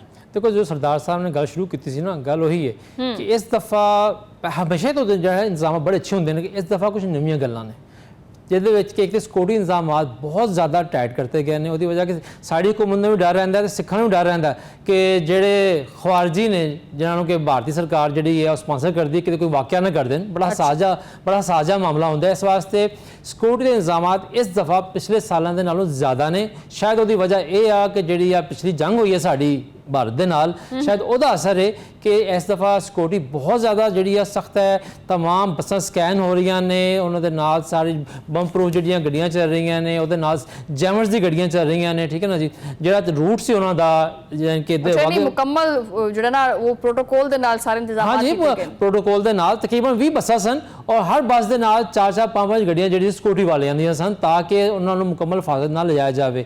ਇਸ ਦੇ ਨਾਲ ਇਹ ਵੀ ਚੀਜ਼ ਹੈ ਕਿ ਜਿਹੜੇ ਸਾਡੇ ਸਿੱਖ ਯਾਤਰੀ ਆਏ ਨੇ ਇੱਕ ਚੀਜ਼ ਵੇਖ ਕੇ ਬੜੇ ਖੁਸ਼ ਹੋਏ ਨੇ ਕਈ ਲੋਕ ਜਿਹੜੇ ਨਾ ਜਦੋਂ ਬਾਹਰ ਬੱਸਾਂ ਬੈਠਣ ਲੱਗੇ ਤਾਂ ਥੋੜਾ ਜਿਹਾ ਦੇਖਿਆ ਉਹਨਾਂ ਨੇ। ਅਗਰ ਤੁਸੀਂ ਵੀ ਦੇਖਿਆ ਹੋਵੇ ਤਾਂ ਮੈਂ ਤਾਂ ਅੱਜ ਵੇਖ ਕੇ ਆਇਆ ਹਾਂ ਕਿ ਸਾਡੀ ਜਿਹੜੀ ਹੁਕੂਮਤ ਹੈ ਪੰਜਾਬ ਹੁਕੂਮਤ ਉਹਨੇ 40 ਅਰਬ ਰੁਪਇਆ ਲਾ ਕੇ ਵਾਘਾ ਬਾਰਡਰ ਦਾ ਸਾਰਾ ਨਕਸ਼ਾ ਬਦਲਤਾ ਹੈ। ਕੋਈ ਤਕਰੀਬਨ 20-22 ਕਿਲੋਮੀਟਰ ਤੱਕ ਜਿਹੜੀ ਸੜਕ ਹੈ ਉਹਨੂੰ ਖੁੱਲਿਆ ਕੀਤਾ ਗਿਆ ਔਰ ਦੋਨੋਂ ਪਾਸੇ ਜਿਹੜਾ ਹੈ ਬੜੇ ਖੂਬਸੂਰਤ ਜਿਹੜੀ ਦੀਵਾਰਾਂ ਬਣਾਈਆਂ ਗਈਆਂ ਪਾਕਿਸਤਾਨ ਵਾਲੇ ਪਾਸੇ। हाँ जी, मैं काफी गई नहीं वाघा बॉर्डर। ठीक है ना जी, तो बहुत खूबसूरत बनाया गया। 40 अरब रुपया लगा उस गल दे उत्ते और सिर्फ किस वास्ते क्योंकि हर साल ਜਿਹੜਾ ਇਹ ਤਾਂ ਖੈਰ ਨਨਕਾਣਾ ਸਾਹਿਬ ਵਾਲਾ ਜਿਹੜਾ ਉਹਨਾਂ ਦਾ ਹੈ ਇਹ ਤਾਂ ਬਹੁਤ ਵੱਡਾ ਉਹਨਾਂ ਦਾ ਦਿਨ ਹੈ ਨਾ, ਲੇਕਿਨ ਉਸ ਤੋਂ ਇਲਾਵਾ ਵੀ 3-4 ਦਿਨ ਐਸੇ ਹਨ ਜਦੋਂ ਆਉਂਦੇ ਨੇ। ਠੀਕ ਹੈ ਨਾ, ਥੋੜੀ ਤਾਦਾਦ 'ਚ ਵੀ ਆਉਂਦੇ ਨੇ ਤੇ ਸਾਡੀ ਹੁਕੂਮਤ ਨੇ ਸਿਰਫ ਸਿੱਖ ਬਰਾਦਰੀ ਵਾਸਤੇ ਆਪਣੀ ਖੈਰ ਸਗਾਲੀ ਦਾ ਪੈਗਾਮ ਦੇਣ ਵਾਸਤੇ ਇੰਨਾ ਖਰਚਾ ਕੀਤਾ ਤਾਂ ਕਿ ਜਦੋਂ ਨਿਕਲਣ ਨਾ ਆ ਕੇ ਲਾਹੌਰ ਨੂੰ ਵੜਨ ਤੇ ਉਹਨਾਂ ਨੂੰ ਇਹ ਖੂਬਸੂਰਤੀ ਦਿਖਾਈ ਦੇਵੇ। ਇੰਤਜ਼ਾਮਾਤ ਤੁਸੀਂ ਗੱਲ ਕਰ ਰਹੇ ਸੀ ਤਾਂ ਅੱਜ ਉੱਥੇ ਮੈਂ ਵੇਖਿਆ ਕਿ ਉੱਥੇ ਪਾਣੀ ਦੀਆਂ ਬੋਤਲਾਂ, ਖਾਣ ਪੀਣ ਦਾ ਨਿਜ਼ਾਮ ਬਿਹਤਰੀਨ ਸੀਗਾ। ਉੱਥੇ ਜਿਹੜੀ ਸਾਡੀ ਐਂਬੂਲੈਂਸ ਸੀ ਉਹ ਸਨ, ਡਾਕਟਰ ਮੌਜੂਦ ਸਨ। ਖੁਦਾ ਨਾ ਖਾਸਾ ਕਿਸੇ ਦੀ ਸਾਡੇ ਸਿੱਖ ਭਰਾ ਦੀ ਭੈਣ ਦੀ ਕੋਈ ਬਿਮਾਰੀ ਦੀ ਤਬੀਅਤ ਖਰਾਬ ਹੋ ਜਾਏ ਤਾਂ ਵੇਖੀ ਜਾ ਸਕੇ। ਇਸ ਤੋਂ ਇਲਾਵਾ ਉਹਨਾਂ ਦੇ ਖਾਣ ਪੀਣ ਦੇ ਨਾਲ ਨਾਲ ਉਹਨੂੰ ਪੁੱਛਿਆ ਜਾ ਰਿਹਾ ਸੀਗਾ ਕਿ ਦੱਸੋ ਤੁਹਾਨੂੰ ਕੋਈ ਸ਼ੈ ਹੋਰ ਦੀ ਲੋੜ ਹੈ ਕਿ ਨਹੀਂ ਹੈ। ਲੇਕਿਨ ਸਭ ਤੋਂ ਜ਼ਿਆਦਾ ਸਿੱਖ ਜਿਹੜੇ ਖੁਸ਼ ਸਨ ਇਸ ਗੱਲ ਤੇ ਸਨ ਕਿ ਇਸ ਦਫਾ ਜਿਹੜੀ ਨਵੀਂ ਬਿਲਡਿੰਗ ਬਣਾਈ ਗਈ ਹੈ ਵਾਗੇ ਬਾਰਡਰ ਤੇ ਸਿੱਖ ਯਾਤਰੀਆਂ ਦੇ ਯਾਨੀ ਕਿ ਇਮੀਗ੍ਰੇਸ਼ਨ ਸਿਸਟਮ ਵਾਸਤੇ, ਉਹ ਬੜੀ ਸ਼ਾਨਦਾਰ ਬਣਾਈ ਗਈ ਹੈ। ਉੱਥੇ ਕਾਊਂਟਰ ਜ਼ਿਆਦਾ ਕਰਤੇ ਗਏ ਨੇ ਸਿੱਖ ਬਰਾਦਰੀ ਵਾਸਤੇ, ਜਿਹਦੀ ਵਜ੍ਹਾ ਤਾਂ ਕਿ ਇੰਤਜ਼ਾਰ ਨਾ ਕਰਨਾ ਪਵੇ। ਹਾਂਜੀ, ਇੰਤਜ਼ਾਰ ਨਾ ਕਰਨਾ ਪਵੇ ਔਰ ਬੜਾ ਸਮੂਥਲੀ ਹਰ ਕੰਮ ਹੋ ਰਿਹਾ ਸੀਗਾ। ਜਿਹੜੇ ਉਹਨਾਂ ਦੇ ਜੱਥੇ ਦੇ ਨਾਲ ਇੰਤਜ਼ਾਮੀਆ ਦੇ ਬੰਦੇ ਸਨ ਉਹ ਬੜਾ ਖੁਸ਼ ਸਨ, ਕਹਿੰਦੇ ਸੀ ਕਿ ਜਿਹੜਾ ਘੰਟਿਆਂ 'ਚ ਕੰਮ ਹੁੰਦਾ ਸੀਗਾ ਇਮੀਗ੍ਰੇਸ਼ਨ ਦਾ, ਉਹ ਹੁਣ ਜਿਹੜਾ ਥੋੜੇ ਜਿਹੇ ਮਿੰਟਾਂ 'ਚ ਹੋ ਰਿਹਾ ਵਾ। ਤੇ ਇਹ ਸਹੀ ਸੂਰਤ ਹਾਲ ਹੈ ਤੇ ਸਿੱਖ ਬਰਾਦਰੀ ਜਿਹੜੀ ਹੈ ਨਾ ਉਹ ਮੁਤਮਈਨ ਹੈ ਸਾਡੇ ਇੰਤਜ਼ਾਮਾਤ ਤੋਂ। ਅੱਛਾ, ਮੈਨੂੰ ਇਹ ਦੱਸੋ ਵੈਸੇ ਕਿ ਰਿਜ਼ਵਾਨ ਸਾਹਿਬ ਇਹ ਜਿਹੜਾ ਜ਼ਿਆਦਾਤਰ ਜਿਹੜੇ ਯਾਤਰੀ ਆਏ ਨੇ ਉਹਨਾਂ ਵਿੱਚ ਫੈਮਲੀਜ਼ ਦੀ ਸੂਰਤ ਨਾਲ ਜ਼ਿਆਦਾ ਨੇ, ਖਵਾਤੀਨ ਔਰ ਮਰਦ ਫੈਮਲੀਜ਼ ਦੀ ਤਾਦਾਦ ਜ਼ਿਆਦਾ ਨਹੀਂ, ਜਾਂ ਖਾਲੀ ਮਰਦ ਜਿਹੜੇ ਯਾਤਰੀ ਨੇ ਉਹਨਾਂ ਦੀ ਤਾਦਾਦ ਜ਼ਿਆਦਾ ਹੈ? ਨਹੀਂ, ਜੋ ਮੈਂ ਦੇਖਿਆ ਉੱਥੇ ਔਰ ਜੋ ਸਾਰਾ ਉੱਥੇ ਨਜ਼ਰ ਆ ਰਿਹਾ ਸੀਗਾ ਉਹਦੇ ਵਿੱਚ ਇਹ ਹੈ ਕਿ ਲੋਕ ਫੈਮਿਲੀ ਸੂਰਤ ਜ਼ਿਆਦਾ ਆ ਰਹੇ ਨੇ। ਅੱਛਾ, ਫੈਮਿਲੀ ਜ਼ਿਆਦਾ ਨੇ? ਹਾਂਜੀ, ਫੈਮਿਲੀ ਸੂਰਤ ਜ਼ਿਆਦਾ ਨੇ। ਔਰ ਇੱਕ ਚੀਜ਼ ਹੋਰ ਮੈਂ ਦੇਖੀ ਉਹਦੇ ਵਿੱਚ ਕਿ ਇਸ ਦਫਾ, ਪਹਿਲੇ ਵੀ ਮੈਂ ਇੱਕ ਦੋ ਦਫਾ ਗਿਆ ਹਾਂ ਤੇ ਲੇਕਿਨ ਇਸ ਦਫਾ ਮੈਂ ਦੇਖਿਆ ਹੈ ਕਿ ਯੰਗਸਟਰ ਜਿਹੜੇ ਨੇ, ਨੌਜਵਾਨ ਮੁੰਡੇ ਜਿਹੜੇ ਨੇ ਉਹ ਬਹੁਤ ਆਏ ਨੇ। ਉਹਨਾਂ ਦਾ ਆਪਣੇ ਸਿੱਖ ਮਜ਼ਹਬ ਵੱਲ ਰੁਝਾਨ ਜਿਹੜਾ ਹੈ ਉਹ ਵਧ ਰਿਹਾ ਹੈ। और उत्थे मैं 2-4 मुंडियां नाल गल भी की, मैं कही तुसीं ते बड़े हजे जवान जे ते इधर आए हो। उन्हें कहा जी गल ये आ कि साडे वास्ते जिहड़ा है ना ਉਹ ਨਨਕਾਣਾ ਸਾਹਿਬ ਮੱਕਾ ਮਦੀਨਾ, ਅਸੀਂ ਆਪਣੇ ਮਾਂ ਪਿਓ ਨੂੰ ਕਿਹਾ ਸੀ ਐਤਕੀ ਤੁਸੀਂ ਜਾਣਾ ਹੈ, ਸਾਨੂੰ ਨਾਲ ਲੈ ਕੇ ਜਾਣਾ ਹੈ। ਤੇ ਬਲਕਿ ਇੱਕ ਮੁੰਡੇ ਨੇ ਕਿਹਾ ਕਿ ਮੇਰਾ ਵੀਜ਼ਾ ਪਿਛਲੇ ਸਾਲ ਵੀ ਨਹੀਂ ਲੱਗਾ ਤੇ ਮੇਰੀ ਵਜ੍ਹਾ ਤੋਂ ਮੇਰੇ ਮਾਂ ਪਿਓ ਨਹੀਂ ਆਏ ਕਿ ਤੂੰ ਨਾਲ ਲੈ ਕੇ ਜਾਣਾ ਹੈ, ਤੇ ਐਤਕੀ ਫਿਰ ਲੱਗਾ ਤੇ ਫਿਰ ਅਸੀਂ ਆਏ ਹਾਂ। ਤੇ ਇਸ ਵਾਸਤੇ ਇੰਤਜ਼ਾਮਾਤ ਬੜੇ ਅੱਛੇ ਨੇ, ਸਿੱਖ ਯਾਤਰੀ ਬੜੇ ਖੁਸ਼ ਨੇ। ਔਰ ਅਸਲ ਗੱਲ ਇਹ ਆ ਕਿ ਉਹਨਾਂ ਨੂੰ ਸਾਡੇ ਲਹਿੰਦੇ ਪੰਜਾਬ ਦੇ ਲੋਕਾਂ ਦੀ ਜਿਹੜੀ ਮੁਹੱਬਤ ਹੈ ਨਾ ਉਹਨਾਂ ਨੇ ਦਿਲ ਨੂੰ ਖਿੱਚ ਪਾਉਂਦੀ ਹੈ। ਉਹਨਾਂ ਨੂੰ ਪਤਾ ਹੈ ਲਹਿੰਦੇ ਪੰਜਾਬ ਜਿਹੜੀ ਮੁਹੱਬਤ ਹੈ ਉਹਨਾਂ ਦੇ ਦਿਲ ਨੂੰ ਖਿੱਚ ਪਾਉਂਦੀ ਹੈ। ਬਹੁਤ ਬਹੁਤ ਸ਼ੁਕਰੀਆ ਰਿਜ਼ਵਾਨ ਆਸਿਫ ਸਾਹਿਬ, ਤੁਸੀਂ ਇੰਨਾ ਸਾਨੂੰ ਟਾਈਮ ਦਿੱਤਾ। ਔਰ ਦੇਖਣ ਵਾਲਿਓ, ਇੱਥੇ ਪ੍ਰੋਗਰਾਮ ਜਿਹੜਾ ਨਾ ਉਹ ਇਖਤਤਾਮੀ ਹਿੱਸੇ 'ਚ ਆ ਜਾਂਦਾ ਹੈ। ਗੱਲਾਂ ਹੋਰ ਵੀ ਬਥੇਰੀਆਂ ਪਈਆਂ ਹੁੰਦੀਆਂ, ਲੇਕਿਨ ਜਿਹੜਾ ਵਕਤ ਆ ਉਹ ਘੰਟੀਆਂ ਵਜਾ ਕੇ ਕਹਿੰਦਾ ਹੈ ਕਿ ਜੀ ਉਠੋ ਤੇ ਬੋਰੀਆ ਬਿਸਤਰ ਗੋਲ ਕਰੋ ਤੇ ਨਿਕਲਦੇ ਹੋਵੋ, ਤੇ ਟਾਈਮ ਜਿਹੜਾ ਹੈ ਨਾ ਉਹ ਹੱਥ ਵਿੱਚ ਨਹੀਂ ਰਹਿੰਦਾ। ਲੇਕਿਨ ਅੱਜ ਦੇ ਪ੍ਰੋਗਰਾਮ ਦਾ ਲੁੱਬੇ ਲੁਬਾਬ ਇਹੀ ਬਣਦਾ ਹੈ ਕਿ ਬਾਬਾ ਗੁਰੂ ਨਾਨਕ ਜੀ ਦੇ ਜਿਹੜੇ 3 ਬੁਨਿਆਦੀ ਅਸੂਲ ਨੇ, ਜਿਨ੍ਹਾਂ ਦੇ ਵਿੱਚ ਨਾਮ ਜਪੋ ਯਾਨੀ खुदा ਨੂੰ याद रखना, कीरत करना यानी ईमानदारी नाल मेहनत करना, और वंड चखो यानी अपनी रोजी रोटी ते वसाइल दूजियां तक भी वंडो। ये 3 बुनियादी असूल सिर्फ सिख मजहब दे नहीं हैगे। ये सुनन तो बाद इदां लगदा है कि एक रूहानियत इंसान दे विच आ जांदी है और ये इंसानियत दा दरस ते इंसानियत दा पैगाम दिंदी है। कल जोरो शोर दे नाल जिहड़े तकरीबात बाबा गुरु नानक जी दियां होणगियां, ਅਸੀਂ ਪ੍ਰੋਗਰਾਮ ਕੱਲ ਦਾ ਉੱਥੇ ਹੀ ਰਿਕਾਰਡ ਕਰਾਂਗੇ। ਬਹਰਹਾਲ ਤੁਹਾਡੇ ਮੁਲਾਕਾਤ ਹੋਏਗੀ ਅਗਲੇ ਪ੍ਰੋਗਰਾਮ ਦੇ ਵਿੱਚ। ਉਦੋਂ ਲਈ ਅੱਲਾ ਨਿਗਹਿਬਾਨ।